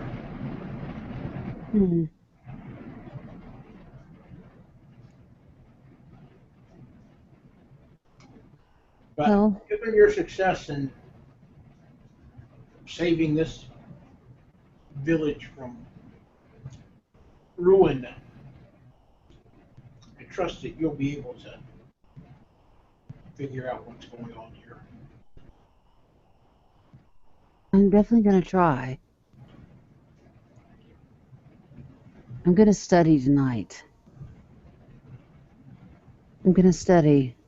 As long as it's raining, I'm going to try to study, unless I just have to do something different. But, yes. Huck, are you still out there? If you look out the window, Huck is still out I there. look out the window. I'm not sure if He hasn't moved. He's in that position, just soaking it in. I'm not sure if I'm going to have to drag him in, but I don't think I want he and I to share this moment of me walking out to his complete nakedness and have to drag him in completely naked to the tavern. I'm not really sure what that would say to everyone else in there, and I'd hate for my daddy to hear about it. Would you like me to help? Let's give him another few minutes and see if he comes in. I'm out there too much longer, regardless. It can't be safe. I'm sorry? It can't be good for him to be out there. You're exactly right. Maybe we should. Let me try to call him. Over to the door. I don't know if he's going to be able to hear me, Sister Grilly. I really don't. And I'm open the door. Huckabus! As loud as I can possibly yell. Does he seem to pay attention to me at all? That's a perception of 16. Do I hear her? Well, that's enough. It's help me out, because I think I might be mistaken, but it's pouring rain. Well, rain is, wind is howling. Still thunder and lightning? Off and on, yes. Okay, but Maybe not just a minute. rolling. You wouldn't be able to have a conversation with her, but you can pick up your name coming from back there. He yells out, "I'm communing with God!" Leave me alone. I'm waiting for the tears to coat my soul. I shut the door. And I go back to Sister Grilly. I think he said something about he thinks he's a god. I think he may really have gone around the bend this time, and I'm a little worried. I'm gonna have to think if I have any kind of spell to bring him back from the bend. Maybe this is not divine tears. Maybe this is create craziness in people. I'm not sure. Well, it is well known that the full moon can bring out that thing. So other um, other similar things certainly could. Very good point. Okay. Well, I guess because I enjoy spending time with you. Believe me, I do. But I'm sure you have things you need to do, and we've ridden for days, and it's exhausting, and I'm kind of tired. I'd like to go back to my room, and I've got this idiot in a field that I've now got to deal with. As I said, I'm happy to help. I think I may have to get you to help, and I just don't want this to become a moment. Huckabus and I are very good friends, and he knows things, and I know things, and we have to we give this ragtag band of people that we just seem to come and go, and we need to get along. And I don't. Yeah, let's see if we can't. Huck, did you leave your red raincoaty thing in here? No, that would be I think you did because you said as soon as Yeah. said you walked out and walked next door. So I'm going to assume that you left it. I only ever put the hood down. I never took it off. I walked next door. All my stuff is in the. Well, I'm sorry. I just assumed you took it off once you got inside and were sitting down. Nah, no. Okay, No. fair enough. Do you have a sheet that you would not mind getting wet, and we could just throw it around and we You can could. borrow my heavy cloak. Well, what will you wear? Oh, that's true. Good point. Yes, we'll Huckabus, get a Yeah. quilt. if I may, Right. I'm If I- sorry. Ken, if I may, just to alleviate this situation. Huckabus is out there, and he thought he was going out for a very cathartic moment where God's tears were going to wash his everything away, and he's just kind of realizing, well, shit, I'm naked and cold, and it's pouring rain on me. This is not at all. It's not a very noble place to be, is it? And it's not that I feel ignoble. I'm having this conversation in my head. I thought that I was going to gain some sort of enlightenment being in the tears of God, as my friend Sophie said. And well, I'm wet, and I'm naked. Screw this. And Huckabus gets up from his kneeling position, kind of rubs himself down a little bit to get some mud off, and he looks down and realizes that his knees are a little scabby. And maybe his ankles are a little thinner than they used to be. Maybe he's been drinking too much these days, and maybe he needs to take better care of himself. And he kind of shakes his head, and water flies everywhere, and he touches his pretty silver thing that makes him happy. And he's like, well, at least that's still there. And he goes up into the altar and just kind of gathers up his things and throws that heavy cloak around himself and flicks another coin into the altar and kind of looks to Sister Gazelle's house, wondering if he should walk back over there or if he should just go back to the inn and go to bed. And as you look back, you see Sophie coming out the door, And Sister Grilly. followed by Sister Gorilla. He shouts out, Sister Corelli, thank you for the apple pie! My pleasure. Thank you for the drink. The meat is Understood. beautiful.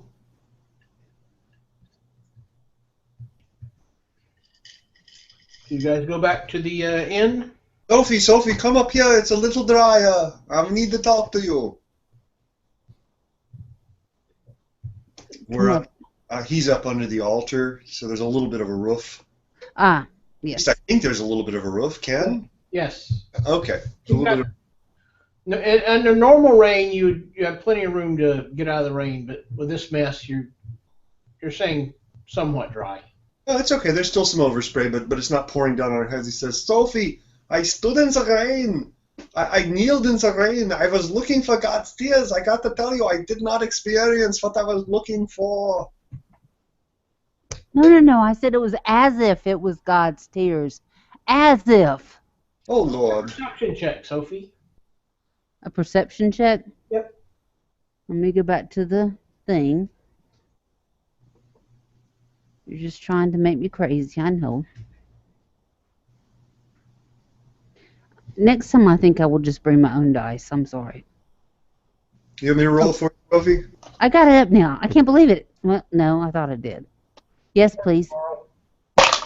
Oh, I'm so sorry. That's a 4.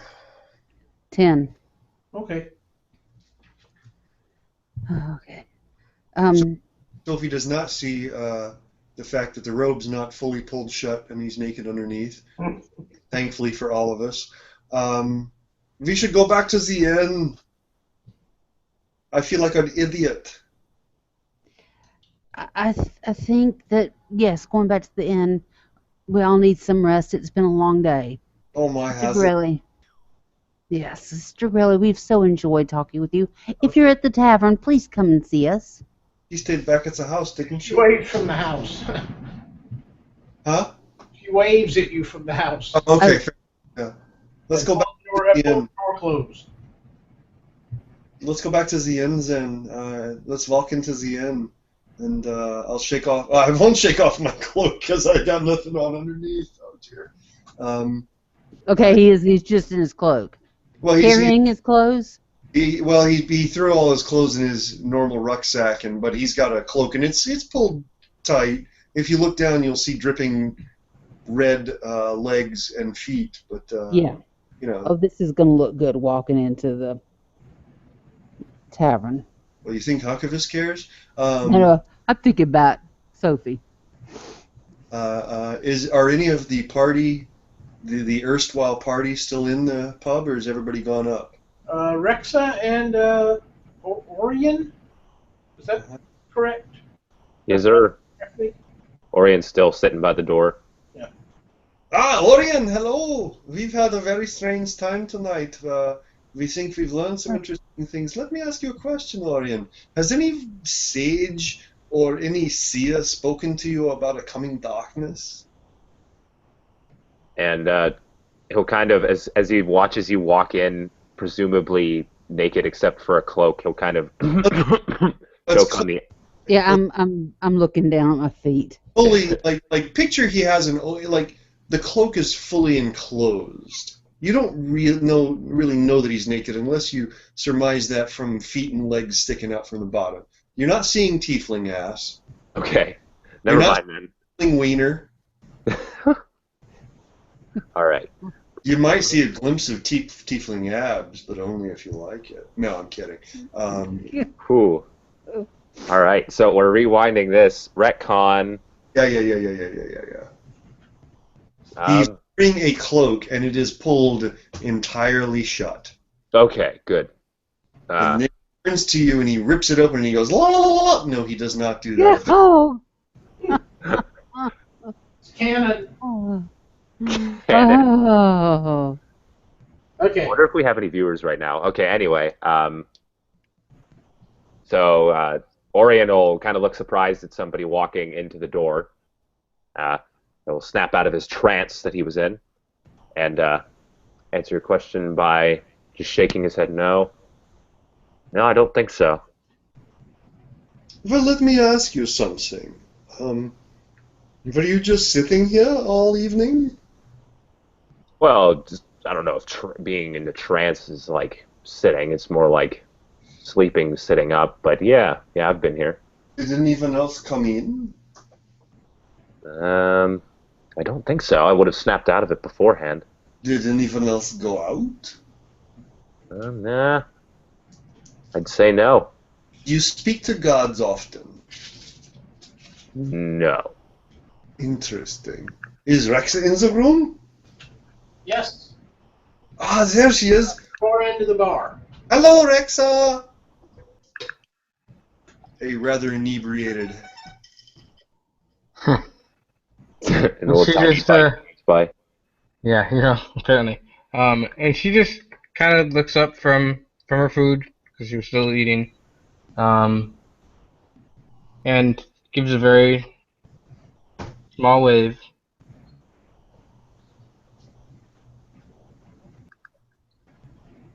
Is it very what? Just a little small wave, just almost couldn't even see it, but she just kind of waves to you slightly.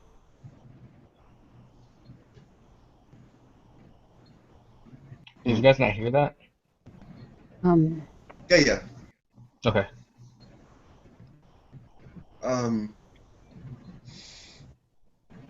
And she goes back to eating her food. Oh, good. Have you, he whispers or he speaks softly to, Orion. Have the two of you spoken tonight? Not yet. I've just been kind of making sure nothing happens. So she hasn't tried to kill anyone else? No, not yet. All right, then at least. I'm going to go upstairs and put some. Actually, you know what? Orion, are you just going to spend the night right here? Yeah, I feel like I should. Probably the safest option. You're very interesting to me, and I look forward to getting to know you better. We should go kill a dragon or something very soon. Absolutely. Be safe, brother. Or something. And he walks over to the bar and he. Don't let the bad bugs bite. I don't think that big bugs bite tieflings. At least I hope they don't. Is Tolan at the bar? Yeah. Tolan! It's good to see you again. Sister Gazelle extends her thank yous, and I am happy to tell you she shared a beautiful apple pie with us, and we shared a lovely bottle of mead with her. Is my room ready? Yes, of course. Nice. Do you have a room? And he's looking and pointing at Rexa. And she's not noticed that you're pointing at her. She was looking down into her food and just eating, trying to be comfortable. You strange half orc lady. Do you have a room? Are you good for tonight? I've told you my name. Yes, Rexa. Strange Huckabis. lady. That's very rude, isn't it? I'm very, very inappropriate, very, very unapologetic person. This isn't true. I'm sorry if I'm being rude, Rexa, by calling you Rexa half-orc lady. But you're a lady, and you're a half-orc, and you're Rexa. I don't see the problem. This is actually not rude for. Are you blue? Huckabis. You're blue. Isn't she blue? She's a bluish gray color. Bluish gray. Shall I say Rexa the blue lady? Rexa the blue half-orc lady. Which would you prefer? Rexa the blue lady? Rexa the half-blue lady? Wait, you told me. Rexa In the middle of your babbling and this, she just looks back down her food and just starts eating. Yes. Do you have a room? Tolan, does she have a room? I've made arrangements. Tolan, does she have a room, Tolan? Oh, yes. All right, that's fine then. Rex is the reluctant, apparently. I will see you in the morning. You have a beautiful meal and a good night. If there's anything you need, you know where I am. Well, actually, you don't, but I'm upstairs, so whatever. Tolan, a glass of ale to take me to bed, please. Of course. Thank you. You want it in that fancy new mug of yours? 9. I just need a small, just a half pour, just a small glass, please. Oh, okay, very good. I'm trying to work on myself, you see. It's a difficult process, yeah. And she looks down at she's been looking down a little bit, and she says, "Why don't you have any shoes on?" That's because I've been standing out in the rain trying to pick up the tears of God. Have you ever had some tears of God? Of course. Roll your perception, Rexa. Yeah. You've had some tears of God? That is a. Give me 1 second. Perception, you said? Yep. Yeah, that was a 13. You see, while looking down at Huckfis's legs and feet, there are trails, I guess, for lack of a better word. Well, it looked to be trails where rain would have ran down his legs that are about a shade less red than the rest of his leg. Okay. And I just take that in, and it's not running onto the ground, right? No, it's relatively dry now, but you like when you look at a window and you see when the rain is stopped, you'll see the trails where the rain ran down the window. Yes, I do see. Yeah, yep. I know what you mean now.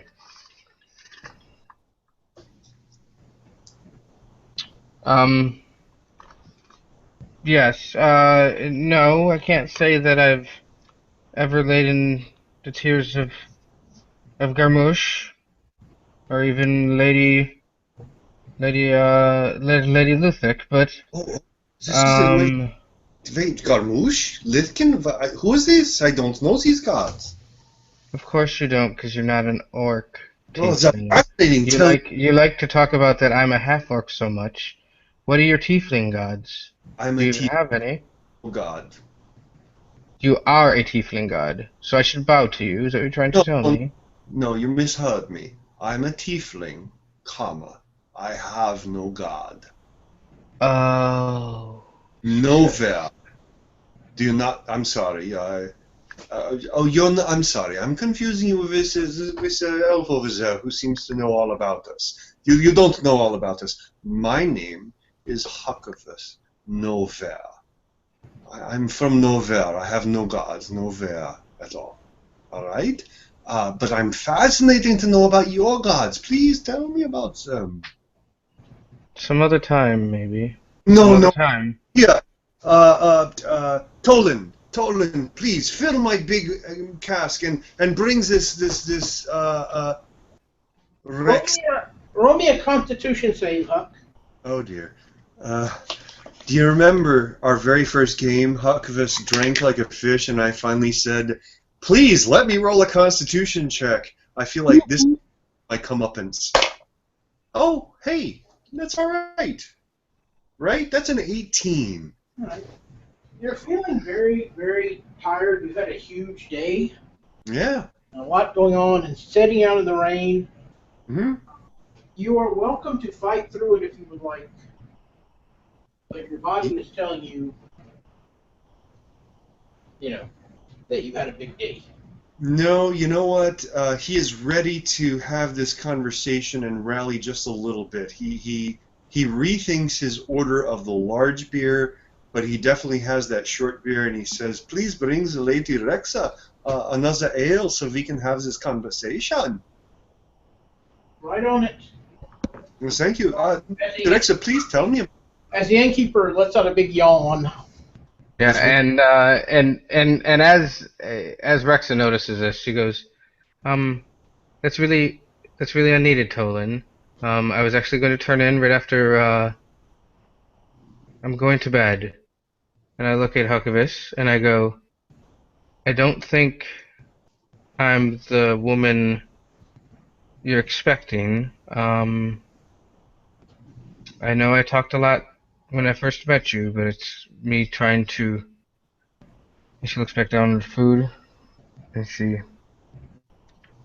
I'm not very good at this whole talking thing, Huckabus. As soon as you And for me to not hold on, she says. No. And she puts up her finger to you. The woman Huckabus expected. He actually stands up, picks up his ale, and walks away. That worked perfectly. Okay, that works. Because you just freaked him out and let's just go out of character a little bit. Archivus is afraid of women. So he picks up his glass and like kind of backs away, smiling, going, "Nein, everything is good und gute Nacht, sleep well. Maybe tomorrow we have conversations, yeah." And he lifts his little glass up with the cheers and turns around, and Archivus goes upstairs. "Sophie, sleep well. Orion, trance well? I don't know. Thank you, Tulin. Have a good night, Tulin. I will see you in the morning." So, Night, Huckabus. so he goes over and he bars the door. Says, "I'm going to turn in. I suggest y'all do the same." Don't turn into a wombat. Okay. Whatever that means. Rexa is very confused, shaking her head, takes the last couple of bites of her food, and even pretty rapidly gets herself together and walks upstairs. Is Hakova still in the stairway? Because she will push past him and not feel bad about that. Oh no, he's walked all the way up. He's already, unless you were running upstairs. No, I mean, she would have walked with pace, but nothing. No, he's already in whatever room he had. As you Number go one. As you said before, I'm going into number 7, but you wouldn't know that because you're going to be in number 1. So. So you all. And she doesn't, very very ceremoniously, and just walks in there. Can I retcon something since my thing booted me out? What's I that? just was going to say one thing to Rexa before she goes to bed. And I did hear her room number, right? Yes. Before she goes upstairs, though, Rexa, if you're going to be following Derek Spencer, as you call him, you are going to have to get used to us. And we may have to get used to you. So maybe tomorrow we could try. And she looks at you very puzzled, and grabs her face, and then rubs the tattoo on her neck. That is, if you look at the picture, you can see it there. And she goes from one woman to another as she's doing that. Us ladies don't have to do anything a man tells us. Yeah, I'm not a man telling you this. I'm not saying that, and I said as ladies. Did you not? understand. I'm sorry if I misspoke. And then she speaks to you in Orc, just to see if maybe you didn't understand her. And then she speaks to you again in Giant, just to see if there's anything else that you didn't understand. Then she looks at you, and that walk away happens. Well, I will follow her. You can go ahead and do that, and you begin to follow her up the stairs, and she gets to the top of where the stairs are, and she turns around very rapidly, and you walk right into her body, and it's very much like a man. Now she's got, she's got large bosoms, so on and so forth, but as in the hardiness and so on and so forth, of any very strong man you've met before, she feels very much like that. You know what I mean? Right. And she turns around and she says, I'm assuming you're a half-breed like myself because you look a bit like an elf and a bit like one of those smelly humans, but I'm not one for conversation. And she turns back around and starts walking away from you again. Rexa, you can listen to me now or it'll be worse tomorrow. And that's all I've got to say. And she continues to walk to number 7. Now, she doesn't know what you're going to do, obviously. You know what I mean? I'm letting her go because I said that loud enough that unless she had ears plugs in, she heard me. So she's now. Oh, she did. Yeah. She didn't not hear you. She just didn't. She didn't respond to you. Okay. I'm going to my room. No, I'm going back downstairs to the Orin person. All right. Orin, I realize that you've ridden with Rexa and with Derek. And before I go to bed, I'm going to let you know that you may see some not happiness with me and Rexa tomorrow, because I'm not going to stand for rudeness, and if she's following Derek, she's going to be in the company of, at a minimum, Huggabus myself. And it sounds like you would like to be in the company of Huggabus and myself, and it sounds like Bothwick and Guthrag won't be, so I'm definitely not going to be turning my nose up at having Derek with us. Just letting you know, things may get a little tense. Ah, well, you won't fight. I'll make sure of that. I've no need to fight her, I just have a need for her to understand. You are dealing with a half-orc, though, so use some caution, or else I'll have to get involved. And he'll kind of say that with a silly tone, I guess I would describe it as. Well, I appreciate your concern for whoever's well-being, but I have held my own quite a while, but I do appreciate your concern. But we'll see tomorrow. I just wanted to warn you because most people don't see this side of me. And she smiles and she says, and I do not want to be rude, but I've just had such a long day, as I'm sure you have. I should leave you to your trancing. I have to half sleep and half trance, so I will see if I am not here in the morning. It is not that I'm not wanting to be around, but if the rain is not let up in the morning, I will be studying. Yes. All right. Yes. And if you do end up going to the mine with us, get used to that noise. It sounds eerily like the booming in the mine. But do have a good evening. Significantly louder. Louder? Yep. But do have a good evening, Orin. And I'll see you in the morning. All right, you too. I'll be here. So finally, you all get to bed. Huzzah! You're occasionally woken in the night to loud claps of thunder. Those who are sensitive to such things, even though your windows are closed and shuttered, the light from lightning occasionally brightens your room. Unless you make a special effort, you all just naturally are going to sleep in a bit longer than you would normally do so in the morning. Anybody make special provision to that? Nope. Based on how much Huck rank, that makes sense. So you just all wake up probably an hour or two later than you normally would. Is it like waking up in that wonderful storming and I don't have to get up kind of thing? Exactly. The lightning wakes you up probably about the time that you normally would get up, but between the fact that the sun doesn't rise and it is just cold and damp and pretty miserable, the blankets win the battle for your will. But after, like I said, a couple hours later, you wake up. Not all at the same time or anything. You just kind of staggeredly wake up. And at this point, we'll switch over to Derek. The long forgotten Derek. So we've hit day 2, Derek. All right.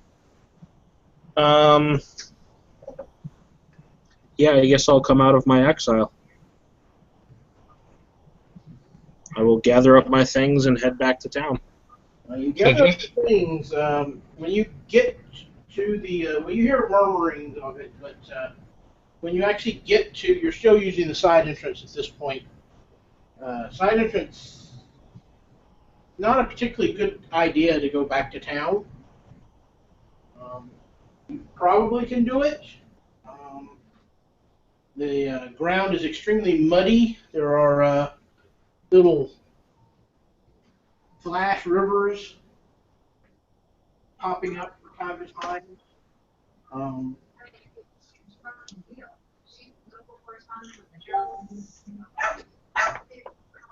overall just not safe to go through.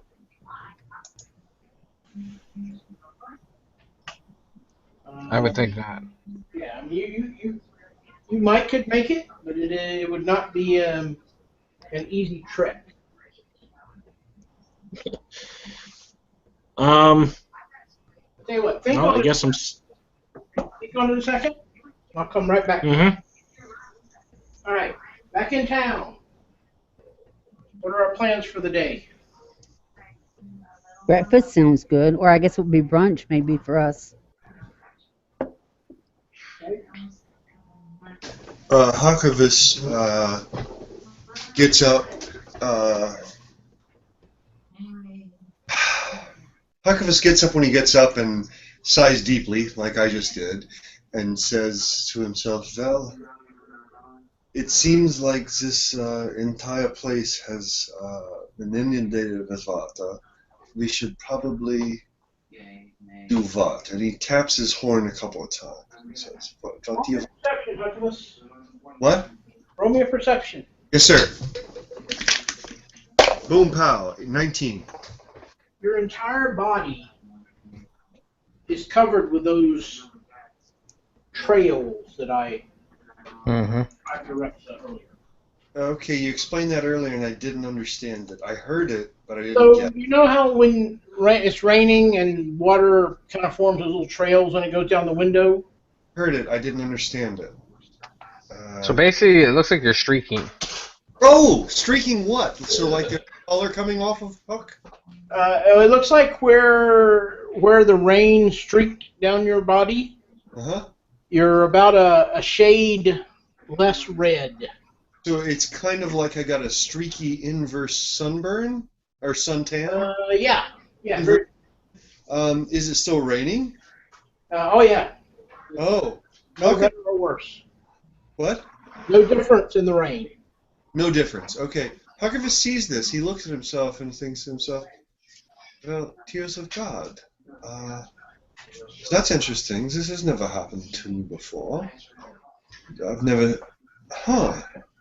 Is there roof access? Is this a flat roof building? It probably is not. Why would there No, it is not. Hakavus gets up, and is there a wash basin in the room? Yes. Is there fresh water in it? Sure. He looks at his palm and he sees these streaks, and he picks this water up out of this basin, and maybe there's a rag, and he rubs his hand. Does he see the same thing happen? You see no change to your hand, but the water has a red tint.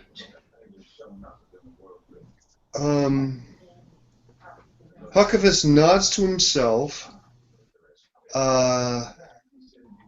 packs his bag, packs everything up, puts on minimal gear, so minimal pants, minimal shirt, minimal pants. I'm sorry, I said pants twice. Minimal pants, shirts, overcoat, his big heavy coat, and he walks into the hallway and he whispers, Sophie, where are you? Sophie, I don't know where you are. I'm here. Where are you? He's where again? He's right in the middle of the... Hallway upstairs. Okay, she opens the door. Oh, you open the door. He says, Sophie, this is all my belongings, everything that is Hakavus. I need you to hold it. I will be back later. And everything Hakavus owns except Pain, his snow globe, and the clothes he described are in this bag, and he hands it to her. Keep this for me. I'll be back later. Okay? Is the gauntlet there? Is the thing on your horn? The thing on my horn is still on my horn. Okay. I'll be happy to hold this. All right, Can you here's tell me why when you come back? this stuff. Great. Okay. Yeah, I love this stuff. It's fun. I can't wait to make some spiders. I have to go do a thing. All right? Okay. When you get back, you tell me and we'll go have breakfast. And are you guys in the hallway? Yeah. In the door of my room, probably. Oh, okay, and just then Rexa walks out the door. looks down at the ground, not ignoring both of you, and walks back downstairs. I'll And give we'll his go to the bar. Sophie. You take care of that. I have my own business to deal with. You keep my gear. I hope to be back soon. There's something very strange I need to go investigate, okay? Okay, I'll be in my room, okay? Going up, do you remember? You were with me when we went up to the decrepit mansion. Yes. That's where I'm going. If you need to find me, I hope to come back soon, okay? Okay, I'll wait long enough for you to get there back and give it about an hour? After more than that? Hey, Hmm? give me the day. The day. All right, here. And he gives her all his stuff and he walks downstairs. Please be safe, Huck. Thank you, my friend. And Huck walks down the stairs. Huck probably looks over into the bar and sees the skulking half-orc at the bar, doesn't pay any mind, walks out the door, puts the hood up. All right. He's going to go north. We'll come out to Huck in a minute. Sorry? We'll come out to Huck in a minute. Good. Okay. Rexa, Uh-huh. you got stuff to do? Yeah, she comes down to the bar and sits in the same spot she was sitting before. Yep. And even moves maybe the bar stool a little bit closer to the wall, so she's as close to that wall as she can get. When the barkeeper, his wife comes to her to talk, she just says,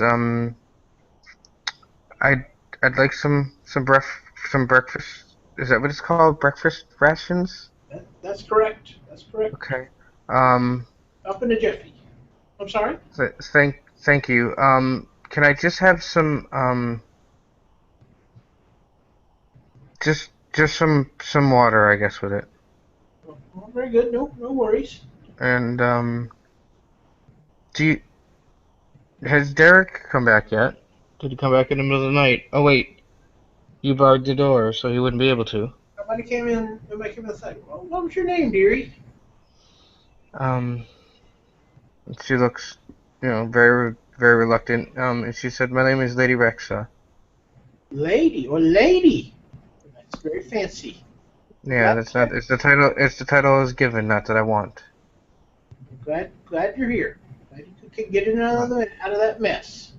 Oh, thank you. I don't. Again, like I said, I don't know how long I'll be here, but I'm here for Derek Spencer, and that's all I can say at this point. Maybe, and she realizes she's been talking too much, and she just says, "Thank you." You're welcome, dearie. I'll be right back with you something to eat. Okay.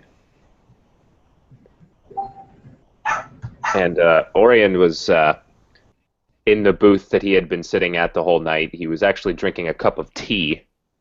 Probably not very good tea, but tea nonetheless.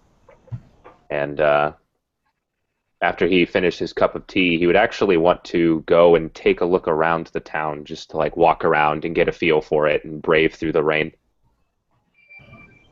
You certainly can walk around, but it's not going to be. You're not going to get a whole lot of Seeing.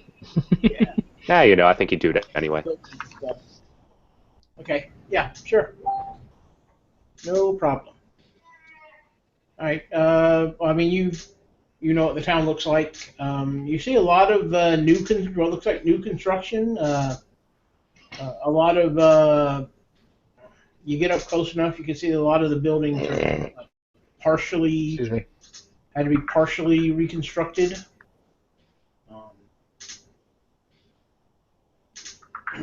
Okay. Alrighty. Back to Derek. Is there anything you would like to do in the mine?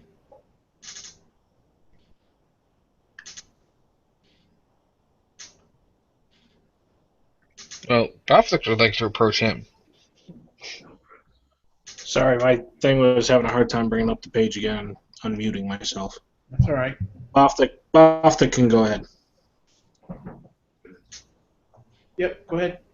Okay, so he sees Derek over near the the entrance, the side entrance that we've been using, and it's pouring in there like crazy, isn't it, Ken? Say again? It's pouring water in there like crazy, you said, right? Yes. Okay. And he walks up and he goes, "Hey, my friend, you're clearly not going anywhere for a bit. I know you said you needed a couple of days, but I think until this water goes away, you might be here a little bit longer. May I give you a suggestion? Absolutely. Something very fortunate has happened for Guthrag. He's become the spiritual advisor for all of this. It may not hurt to talk to him. You have nothing but time. I know what Perhaps that's you're like. right. I think, and what is this grumblings that I've heard from above that there's an orc at the tavern? Do you know anything about that? Yeah, that's the half orc that I told you was tailing me. I figured so. It's female, I heard. Mm-hmm. I don't know if I've ever seen a female orc before. Okay. What? I would seek out Guthrag. The god of tears is supposed to be wonderful. He won't stop talking to me about it, so a little bit of information I've gathered from it. I think he thinks I'm going to join, and he kind of giggles. He goes, but with what you've been through, from what you said before, it sounds as if you could be using something. Yeah, you're probably right. It looks like I'm not going anywhere. I'm gonna go see what I can turn up. All If right. you need anything, let me know, my friend.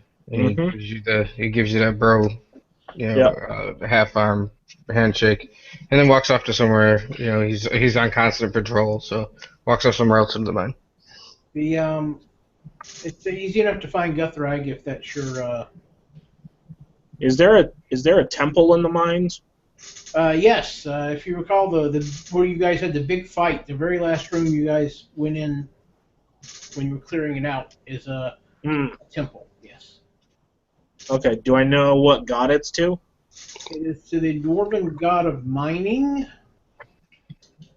Name I can give you in a moment.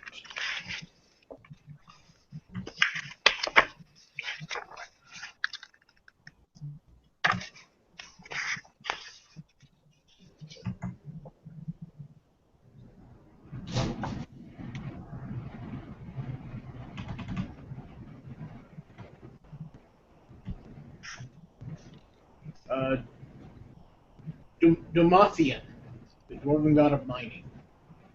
It's the one that had the two curled eyeballs. Oh, yeah.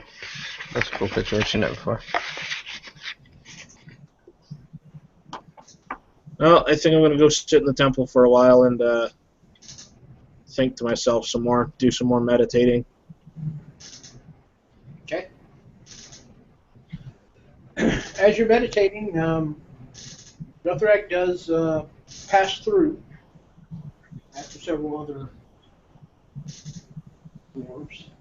If you'd like to interact with them, you can do so at just let me know. Till then, go ahead. I'd probably just give him a nod of greeting and Okay. carry on. All right. So, Orion, as you are wandering about town, everything kind of intersects back here at this at the end, the potential across the street. As you're coming back up from looking at one of the side streets, you manage to see that what you thought originally was a statue or a pile of debris or something out in the field in front of the temple actually is your tiefling companion.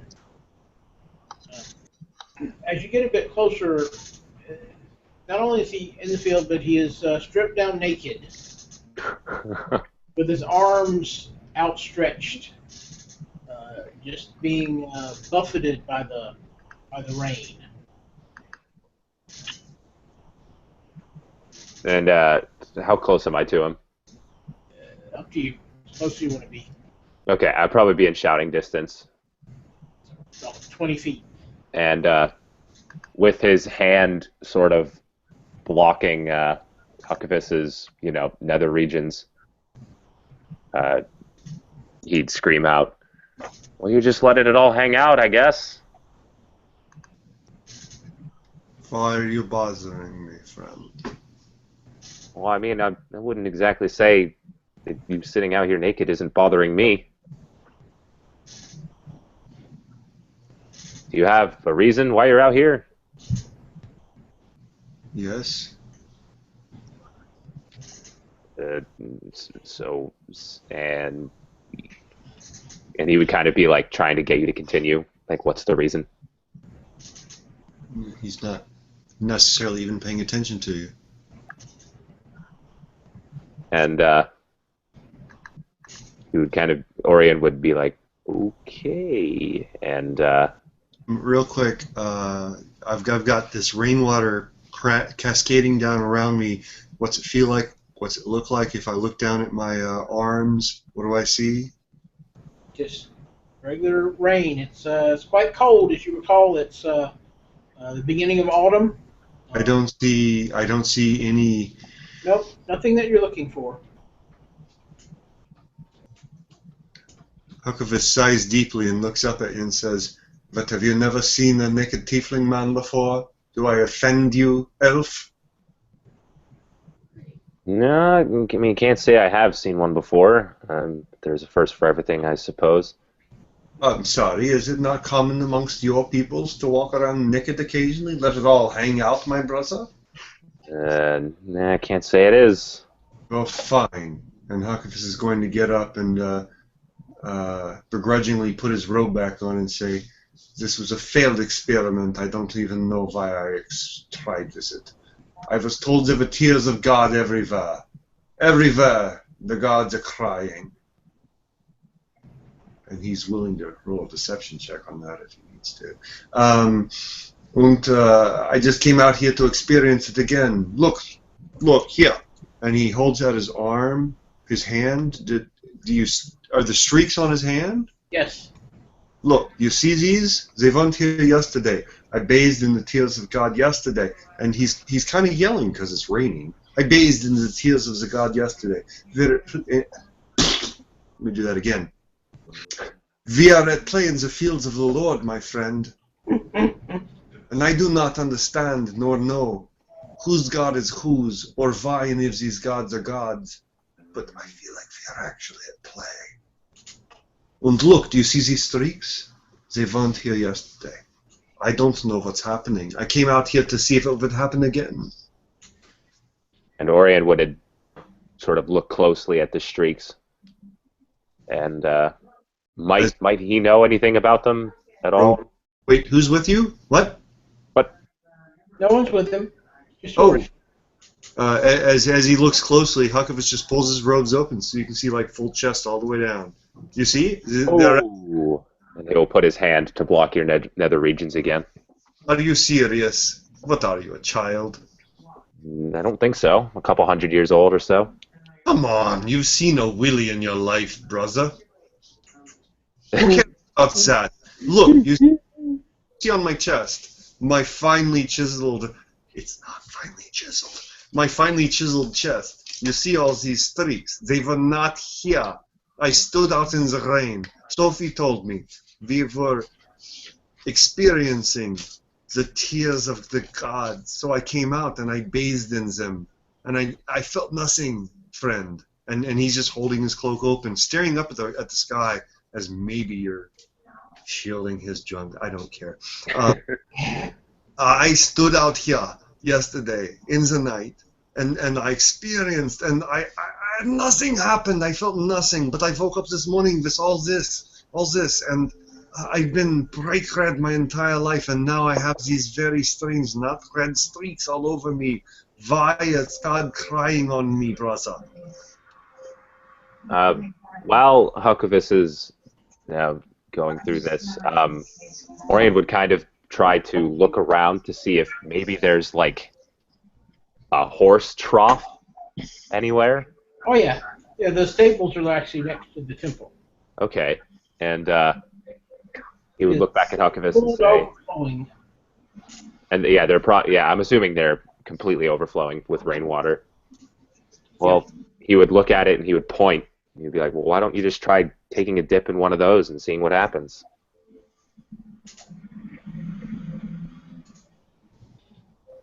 Huckabus looks at him, looks at this pool he just described, looks back at him and says, well, do you think it's safe? I mean, what's the worst that can happen? Huckabus drops his robe, or takes his robe off and hands it to him. So he's butt naked. Hello? There. Yep. Okay, carry on. Huckabus takes off his heavy cloak, hands it to him, and says, all right, I'll do it. And buck-naked Huckabus walks away, so you're seeing tiefling butt. I hope it's the best tiefling butt you've ever seen in your life. Probably the only tiefling butt I've ever seen in my life. Really? And so there's a pool of water? How deep is this? It's a trough, and it's Oh. a trough would be. So you could like lay in it and spin around, kind of. Like Is it a horse trough? What's that? Is it a horse trough? Yes, absolutely. But it's obviously washed out from, well, it's been pouring rain. Yeah. Huckabus just gets right in. All right, Carl. Yeah. Tell me what happens.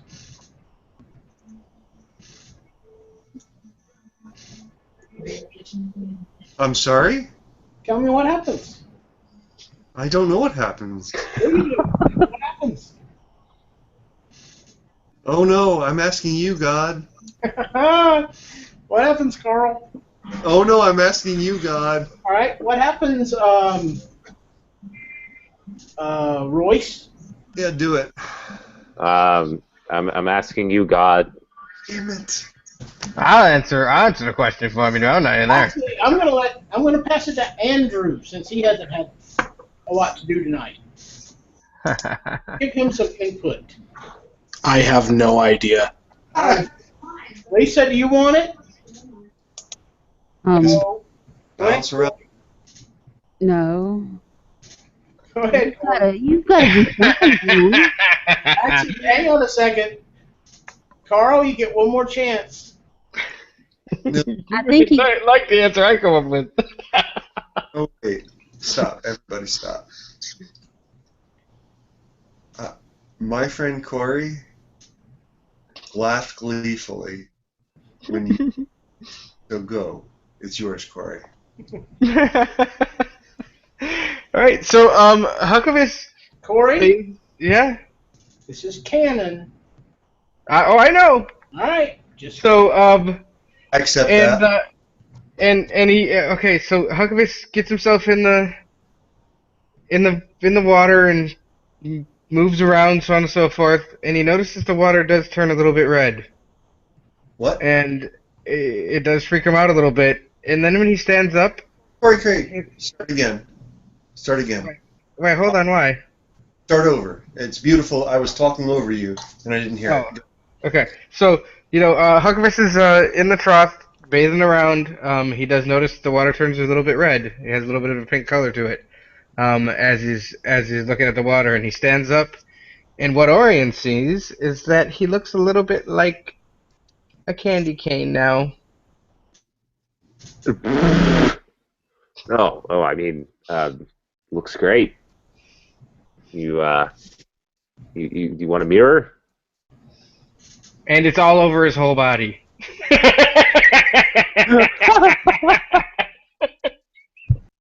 You could have done this to yourself if you let me. The deranged crazy one at the party. You let him come up with this concept. It's for you, buddy. Huckabus stands up and looks down at himself, and he sees that these streaks have grown and are wider, and he perceives that he is now, I'm presuming in Corey, correct me if I'm wrong, from top to bottom, laterally spiraled red and white.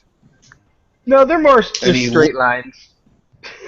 Oh, no, come on, let him spiral. That's All more right, fun. spirally sounds fantastic. Spiraled. I mean, that's what a candy cane is. It's spiral.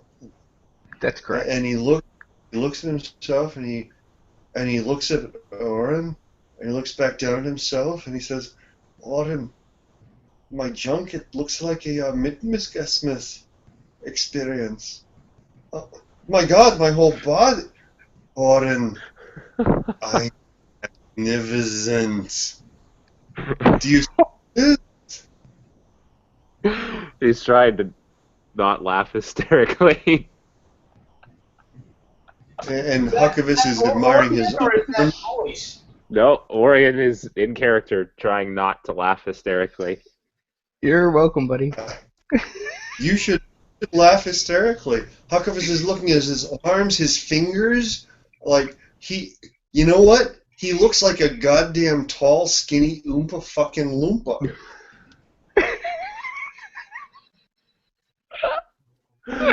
You could have given him like flames all over his body, or like dragon scales, but you went with candy cane skin. And just no idea what this means. I came out here to experience God's wrath, and I hoped that it would wash away all my sins, and instead the gods have bestowed upon me such joy and magnificence. Oren, look at me in my magnificence! And he steps out of the truck, head to toe, butt naked, 6'2", red and white candy stripe. No, please, no. No. It was great. I'm sorry. I hope that's what you wanted, Ken, because that's what it popped into my head immediately.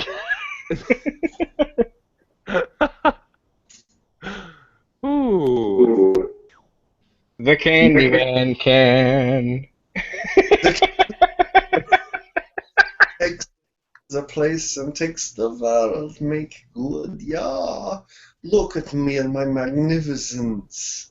Look at me and my magnificence, Oren. Do you not see what the gods have brought? I am the positive energies that will bring the world back into balance. All this negative, all these horrors, I am the things that will bring it all back. Because who cannot resist the beauty that is my own self? Oh my God, does Huckavis not have a huge sense of self-worth?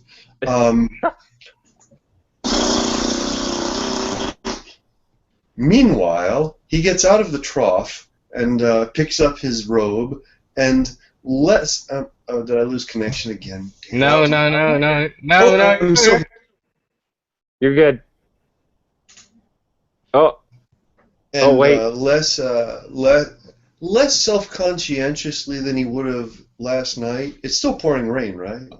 Yes. Yeah. He puts on his robe, but it's secure enough that he's not going to get arrested for public indecency. Not that exists on the Sword Coast. But he's definitely exposed, and he looks like he feels beatific. I'm not saying he looks beatific. I'm not saying anybody here knows what that word means, or that myself included actually knows what that word means. I think you made that word up. No.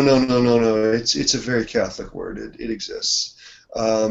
He looks like he's very at peace with himself, or he looks quite not happy is not the word. Content is the word, and he's going to walk through the rain towards the mayor's house.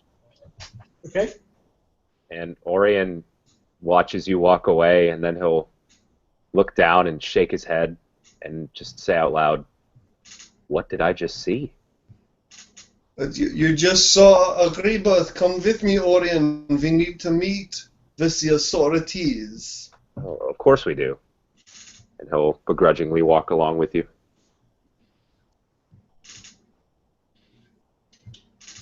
I don't know if begrudgingly is the right word, actually. And just to help out the non-theologians, that word means imparting holy bliss. Just to let you know. Beatific.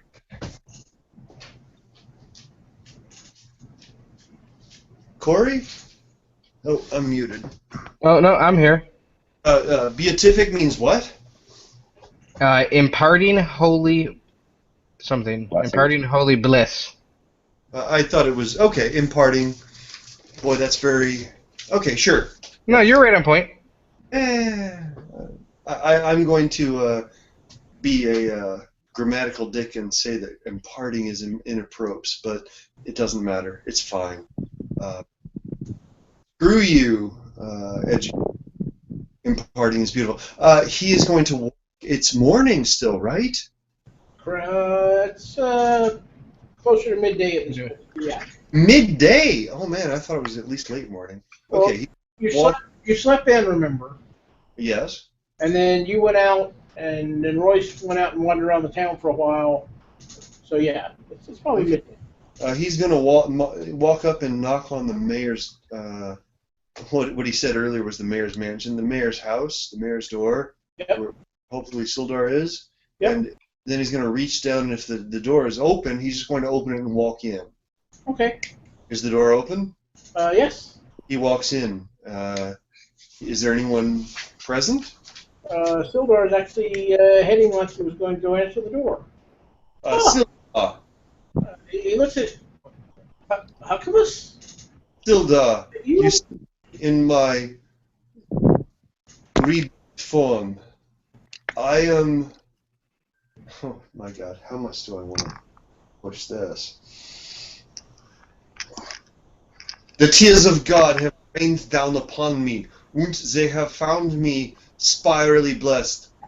Gaze upon me in my glory, my friend. And he totally drops trout. Well, he doesn't drop trout because he ain't wearing them, but he opens up his cloak, and he can see spiraled Huckabus, top to bottom. And I'm not envisioning him being red and white. I'm envisioning him being the classic candy cane pink and white. So it's very extreme, all the way down spiraled. Absolutely. Thank you. Sildar looks, his reaction is perhaps the opposite of Orion's. It's very much the mature, more matter-of-fact. Maturity does not belong in Dungeons and Dragons. Well, No, they I'm put you a curveball every now and again. Sorry, Ken. I apologize. Uh-huh. So, he says, it's quite a transformation there, old friend. Why don't you, would that get you something dry to wear? Come over by the fire. We'll have a talk. Huckabus gathers his cloak back together so he's not exposing himself and says, "Yes, that would be lovely. Please." Who's your friend? Oh, I'm so sorry, Sildan. Orion. Meet my old friend Sildan. Sildan? Sildar.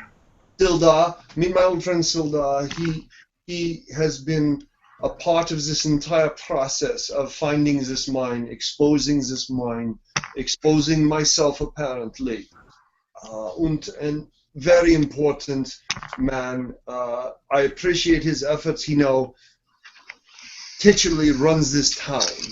You should know him, and please greet him as a friend. Please. And, He looks at Orion. Please don't. And I never thought these words would cross my lips. Don't believe Huckabus. He's being humble. That bothers me a bit. But he says, And so far as leaving the town, I merely am here to serve the people until they're ready to take over for themselves.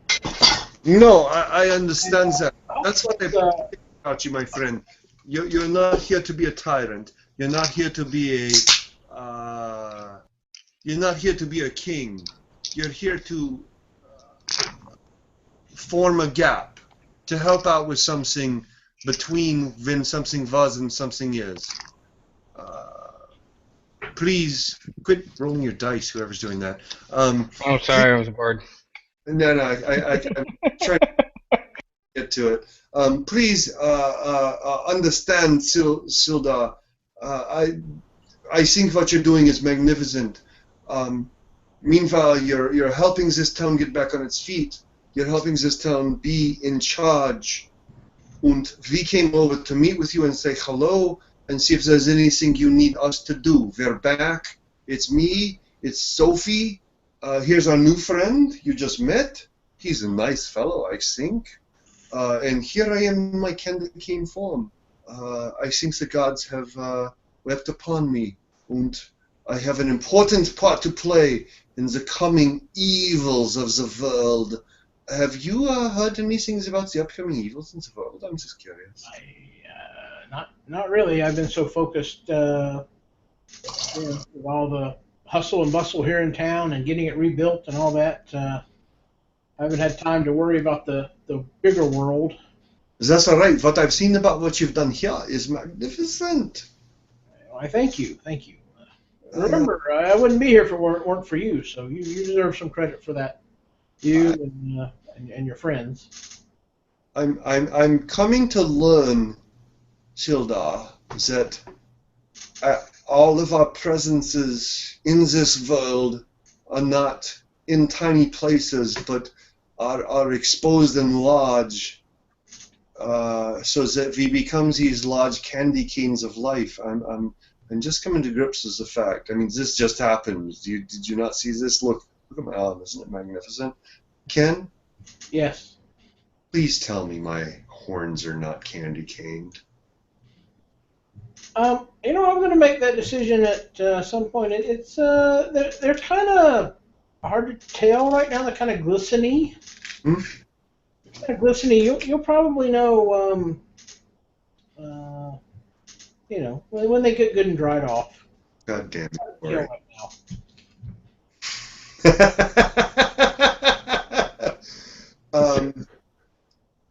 That is fine.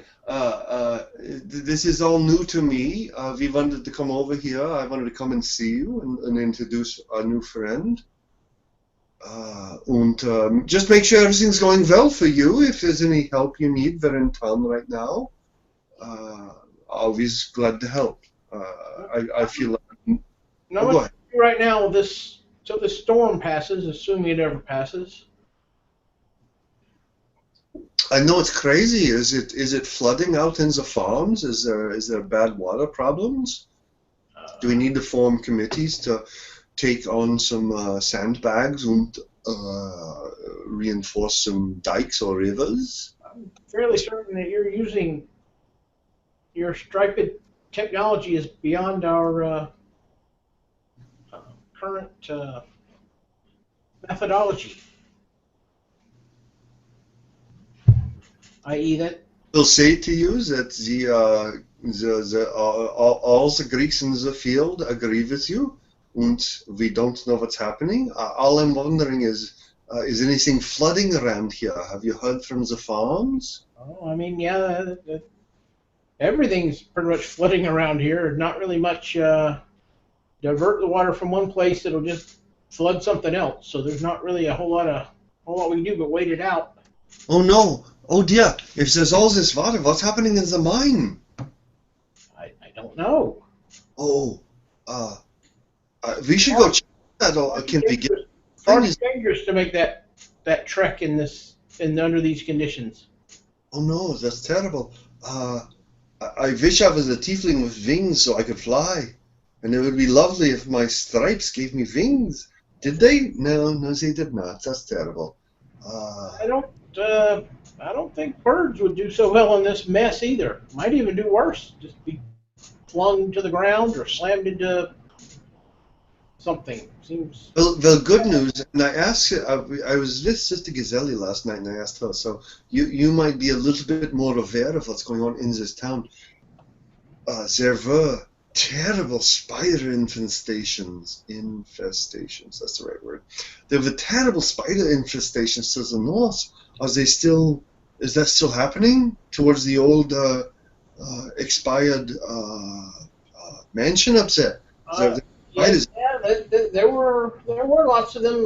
They seem to stay pretty much within the. Didn't really venture beyond the edge of that small grove up there. So. But they were still there even after you came out of the mines. Oh yeah. They're. Do you think that's something that we should clear out? It wouldn't be a bad idea, but I got to be honest with you, I think it'll be interesting to see what if they make it through this. They may be being cleared out as we speak. This is true. The weather is terrible. I again want to tell you I appreciate your efforts.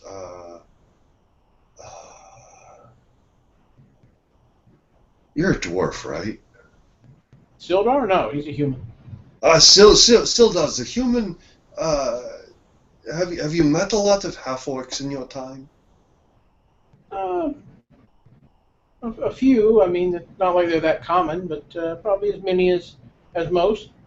Yeah. All right. There's a half-orc staying with us. She's at the inn. Her name is Rexa. You met Derek, right? You didn't meet Derek, did you? I don't think so. No. She seems to be obsessed with our human friend, Derek. Derek is some sort of paladin that seems to have taken a bit of a fall, if you know what I mean. So I'm not sure what's happening there, but if you see this half-orc, please treat her with kid gloves. She seems to be prickly, yet not awful, if that makes sense. She said to me, we're both outsiders at some point. And I thought, well, I don't know if I'm an outsider. I feel like this is my world and I live in it. But she thought that we would be kindred spirits. And I would like to know her. All I'm saying to you, though, is if you see her around, don't freak out as a half-orc saying, "Where's this Derek? Where's Derek?" She'll call him Spencer.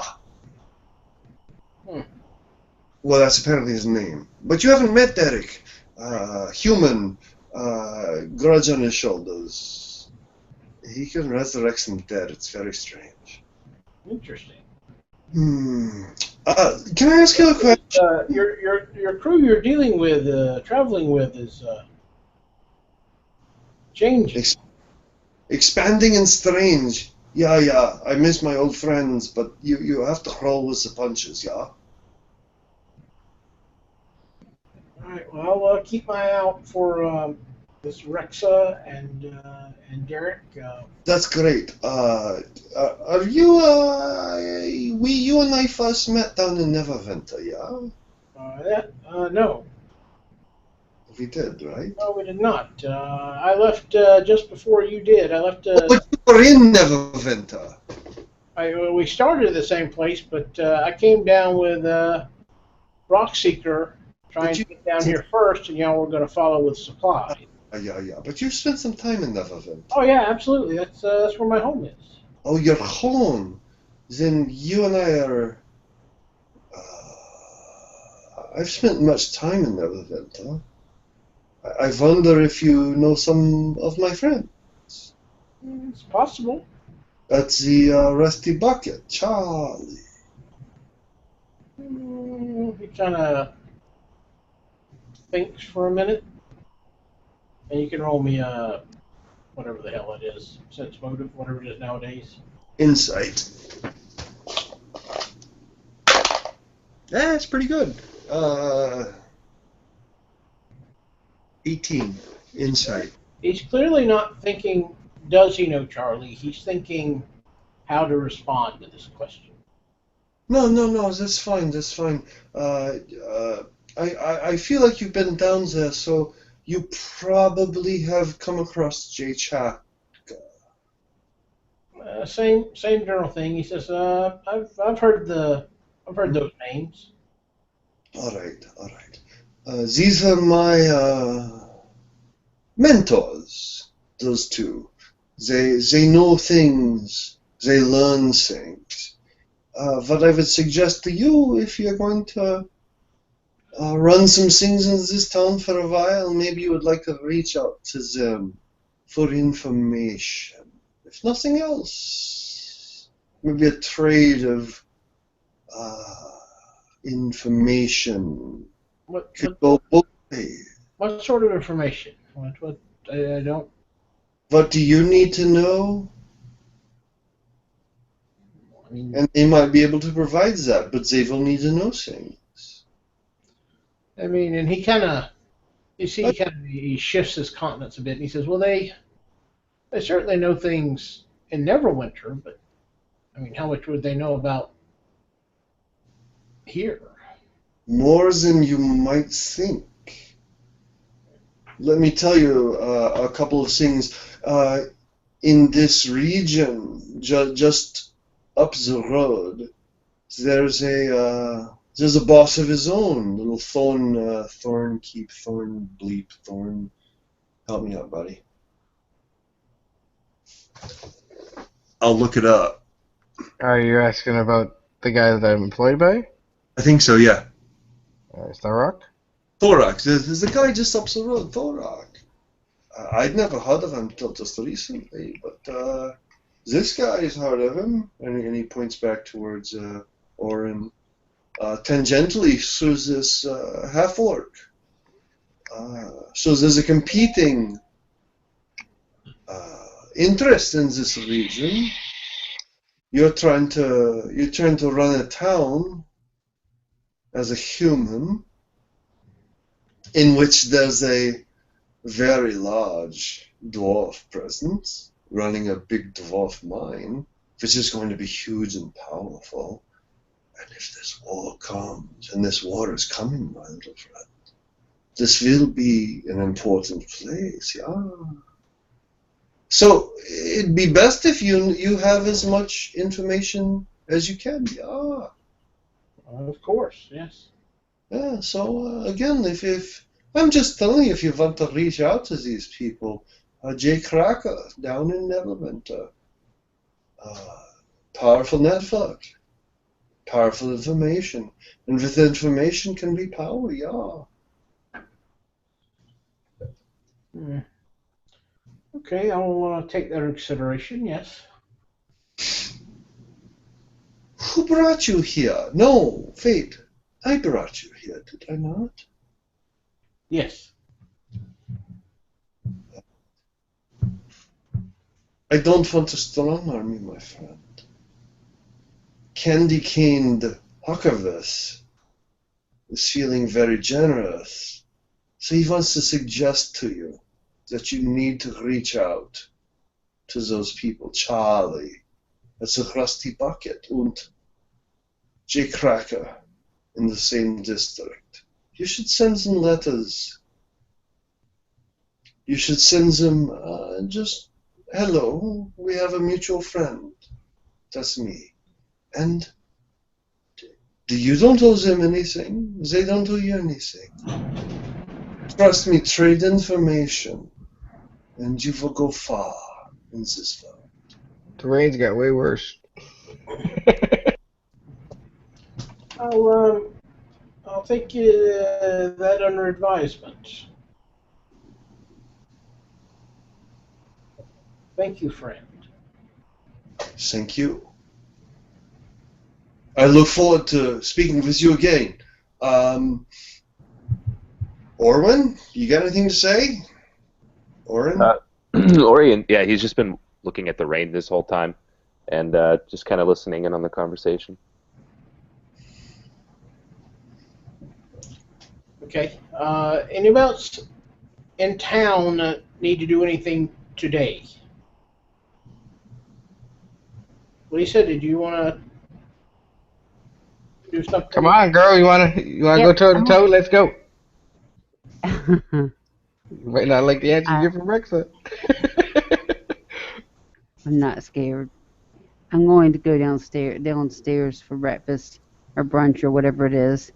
And if Rexa is there, which it sounds like she is She's there, anyone else hiding in there? the corner for the most part. I know that Derek Spencer's not there, or there would be fireworks going on. Oren's not there. Well, Lisa knows that. And Huck's not there. So it should just be the two of us. And isn't there anyone else in the... Is it a busy time? Nope. Yes, Rexa. I think it's really important that you speak to me. I realize you don't like to speak, so maybe just listen to me. That will be fine. If you're going to be following Derek So Spencer, what makes you different than anybody else there, half elf? That's, I mean, we all like to call each other by what we are, apparently. I'm Well- sorry, I called you Rexa. Would you like me Well, I to call you understand half that. orc? Would you like me to call you half if you orc? feel as if you feel if you have to, Well, the man you feel travel you with, have to- he really feels as if he has to. Well, I'm not Derek, and Derek is not me. And I'm asking, since I addressed you as Rexa, I would expect the courtesy of a royal person to address me as well by my given name. I think you may have a torn idea of what royalty might be in Orc land. Well, so that's what you're telling me is you're an orc, you're a royal on your orc side. Yes, Yes. Well, let me explain since and also on my Going. human side. and really, well, Yes. So now, but again, what makes you think that you and I have anything in common? First off, we second have off, Derek Spencer in common. And I if, have Derek Spencer in common. You don't have anything with me. no, I think maybe you don't understand how uncommon works. Uncommon works that we have something in common, meaning I also have in common with you, Derek, just like you have in common with me, Derek Spencer.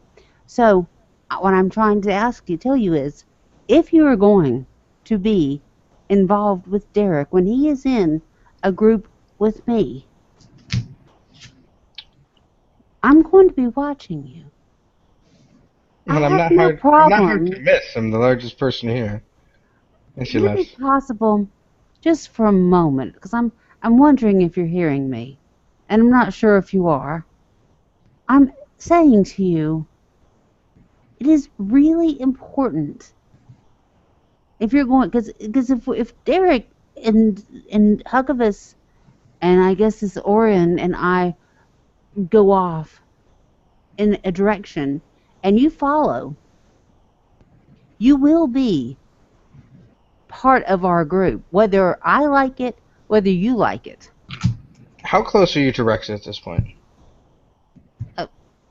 There's not many people there, so not close at all. I mean, not halfway across the room, but 2 feet. Are you an arm's length of her? Possibly. Do I need to get Grab- dice ready? She grabs you. She grabs you by your cloak, and very pretty dress that you feel as if you're wearing, and she picks you up off of the ground. I do And she believe I says- can Eldritch Blast from that. You probably Roll could, initiative. but Yeah. it's not to fight you. And she says, "It's Put me I'm down. sorry, I haven't paid attention Put long enough." And you're kicking her Me legs or whatever, down. and she drops you. She didn't pick you up very far, and she goes, "This is what the point is. I'm here to help Derek Spencer. You travel with Derek Spencer, so then you need to do that. I need to do none of those things. What it is that I'm here for a reason, and it's much more important than whatever you think this little party you have. I will take care of my responsibility, At and some then you will point, probably we do never. have to roll for initiative. If you're gonna try to fight her, it's gonna turn very badly for Sophie. Is it? Roll it. Sure. Roll it. Yeah. You put your hands on her. No, it's fine. Give me a second. I will figure out a way to make this thing work. It's a 14 on my behalf, Ken. Carl, roll for Lisa. We're not going to wait on this tonight. Yeah, I'll roll slip a die. I got it. It is a 4 plus whatever your modifier Oh, is. Jesus Christ. I'll roll for her. No. Thank you. Please do. Go ahead, Carl. I'm sorry, Corey. Oh no, it's alright. I mean, I'm part of it. Go ahead. You probably rolled better. It's a flat 10. I don't know what That's you're. fine, too. I have no modifier. It's okay. All right, so Rexa, you seem to be talking. So Mm-hmm. talking. And she continues to talk to you and telling you that, this is very much not a, an issue that has anything to do with you. I'm sorry that you are aligned with Derek Spencer at this moment, but this is what I have to do to clear That's 6 seconds, King. things. Sorry. And she, she's not interested in fighting you. Whoa, everybody hush. It's talking. It's a reasonable amount of talking. We're not 6-seconding. Okay. I don't play that way. I'm just saying, Right. Sophie's pissed. And that, I'm just telling you. Okay. Yeah, she could be. And it's, she's not acting aggressively to you. She just picked you up. So the, and she explains to you that it's too bad that you have chose to be a party with Derek Spencer. Yeah, well, yeah, And that. Okay, now I am going to shift initiative. Yeah, go ahead. Okay. Let me make sure, because I'm still getting used to this reaction versus action. Mhm. So a reaction, you can only do... It says, whatever you're doing says when you can do it. So if A, then B. Mm-hmm. Okay. I'm trying to put vicious mockery. So let me get that back up. Sorry. That is a Wrong direction. It's a reaction? It's a reaction spell. Okay. So I can... Attacked in order to use Right, it. you have to be attacked, and it's a reaction Well, she go lifted against me what the up. hammer is. Does that not... I've what already is put that? you back on the ground. You asked me to. I didn't ask you to pick me up, though. No, you didn't. So what are you going to do? Yeah, I'm going to rule that you were surprised when that happened, so you wouldn't have been able to react. Okay. Where you are right now. Just a second. But wait, can I not still do vicious mockery, though? What did I just You say? could. Oh, you're No, oh no, I'm sorry, I read it wrong. It is an action. So you could, and it's within 60 feet. It's instantaneous, and it's, okay. D4 psychic damage if you succeed on a wisdom saving. I mean, have to roll a wisdom saving throw. Right, so yeah, you can do it if it's an action. I'm sorry, Mhm. you got it was a reaction. No, I'm sorry. Yeah, I'm sorry you got misinformation. So it is a 12. Wait, a 12? Mm-hmm. Not sure. I have to roll a 12? No. Mhm. Okay. No, I have to. Okay, so if you unleash a string of insults laced with subtle enchantments that a Yep. creature you can see within range. If the target can't hear you, which I can, though it does not need to understand, it must succeed on a wisdom saving throw or take 1d4 psychic damage and have the next attack roll it makes. Yep, that's what I'm And going to have do. disadvantage on the next attack roll it makes. Yep. So roll your save, Corey. I did. It's a 12. Is it a... It's a wisdom against your saving spell throw. DC. I thought my spell DC was higher, but I guess not. Let's see. And you have my thing, too. Why did I It think should probably be a 14 at this point. It's a 14. So you didn't make it, is what I'm... I did not. understood. So roll a d4. Carl, roll a d4.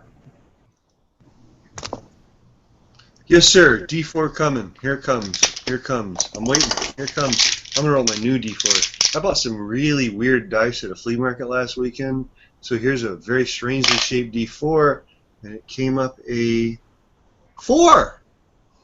Nice. No, wait. That's just a plain 4. It's not adding anything. Right? No, just 4. I have no So now, idea. I mean, what did you say to her? So do not. You will not. See, I've got to be mockery. You and your tall ass self will never pick me up like that again. You and your blue tall ass self. Give it. Stand down. Stand down. The words cut into your mind. Mm-hmm. What would you like to do, Rexa? And she just looks at you. She looks back at the ground. She walks past you and walks towards the door. You drop her? Oh, yeah, I'd already put her down before when she told me to. Oh, okay. So she walks past you. I can walk 40 feet. That would be an attack of opportunity if you so chose. Now, can I use a reaction now? Nope, it's still another So action. just do I have? I can use it has to be a physical attack, or can it be one of my normal attacks things? It would have to be a physical attack because you don't have Warcaster as a feat. No, sorry, Mage Slayer as a feat. Because only Mage Slayer can use a spell as a attack of opportunity. So it has to be a physical assault. So can I attempt to then stick a foot out and trip her? Sure. Sure. She's full of herself at this point, thinking she's going to trip the Yeah. much stronger than her person, but. All right. So Wait. do you want me to make a? She's not going to try to trip you. I'm sure it's probably the same thing, but I'm going to hold my hand out. I'm sure you just walk past it. Yeah. Hold my hand out.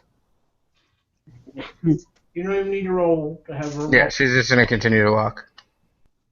Your rudeness has been noted and will not be tolerated. I do not think that you're going to want to go up against Derek Spencer and the rest of us. I already could have killed him once, little girl. And she turns around and walks right back up into your face. And she goes, and I will crush you right now. And she begins to rage, and she turns about a third larger. And she goes, if you want to mess with me, we can do this. But I will not spill blood in this bar. So if you must, we will walk outside, and we will have it in this driving rain. You can do as you'd like. And she starts walking towards the door. Boom! She is not, I mean, I'm in a middle of a rage now. She is not interested in that. She walks directly out the door. You go ahead. You just go ahead. I'm going to let her go. That's fine. And she waits outside for quite some time. The rage has subsided by that point. And she walks back into the bar, not near Sophie, walks up into room number 7, and that's where she will end up for this session. Well, Sophie is having her breakfast sent up to her room, and she's going to study. Okay. All right. So, I'm going to say you guys have done plenty for today. Mm-hmm. You go to bed. Derek, you are awakened. Derek. Yep. Did you want to go? The storm is breaking. Oh, yeah, if the storm's breaking, I want to leave. I mean, if you don't tell me anything. Not this year, the next, or the year after. If the storm is breaking, I heard you wanted to go, so I think by the time you're up and ready, it should be passable. Yeah, I'm going to head to the bar. And that, we make it through the muck and the such, and we're going to open next session with Derek opening the doors to the end. Okay, and what?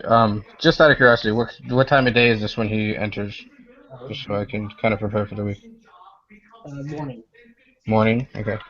Is anybody awake yet, or you want to tackle that next time? But probably none of you. You guys might be awake, but none of you are downstairs yet. Okay, fantastic. Right. Good session, guys. Yep. Super, super, super talky, but it was a lot of fun. We'll try to have some Derek spotlight to start next time. Absolutely. It's all good. No, I no, knew that no. was I gonna want to happen. fight Rexa. I want to fight Rexa. That could be involved in the Derek spotlight. that absolutely could turn into that if we'll see how Mr. Spencer acts when he comes into the door. No, Sophie. No, Sophie. No. Bad. No. Says the candy cane. Says the candy can, man, can. You let the deranged, crazy one come up with a concept. That's all I gotta say. Bye, everyone.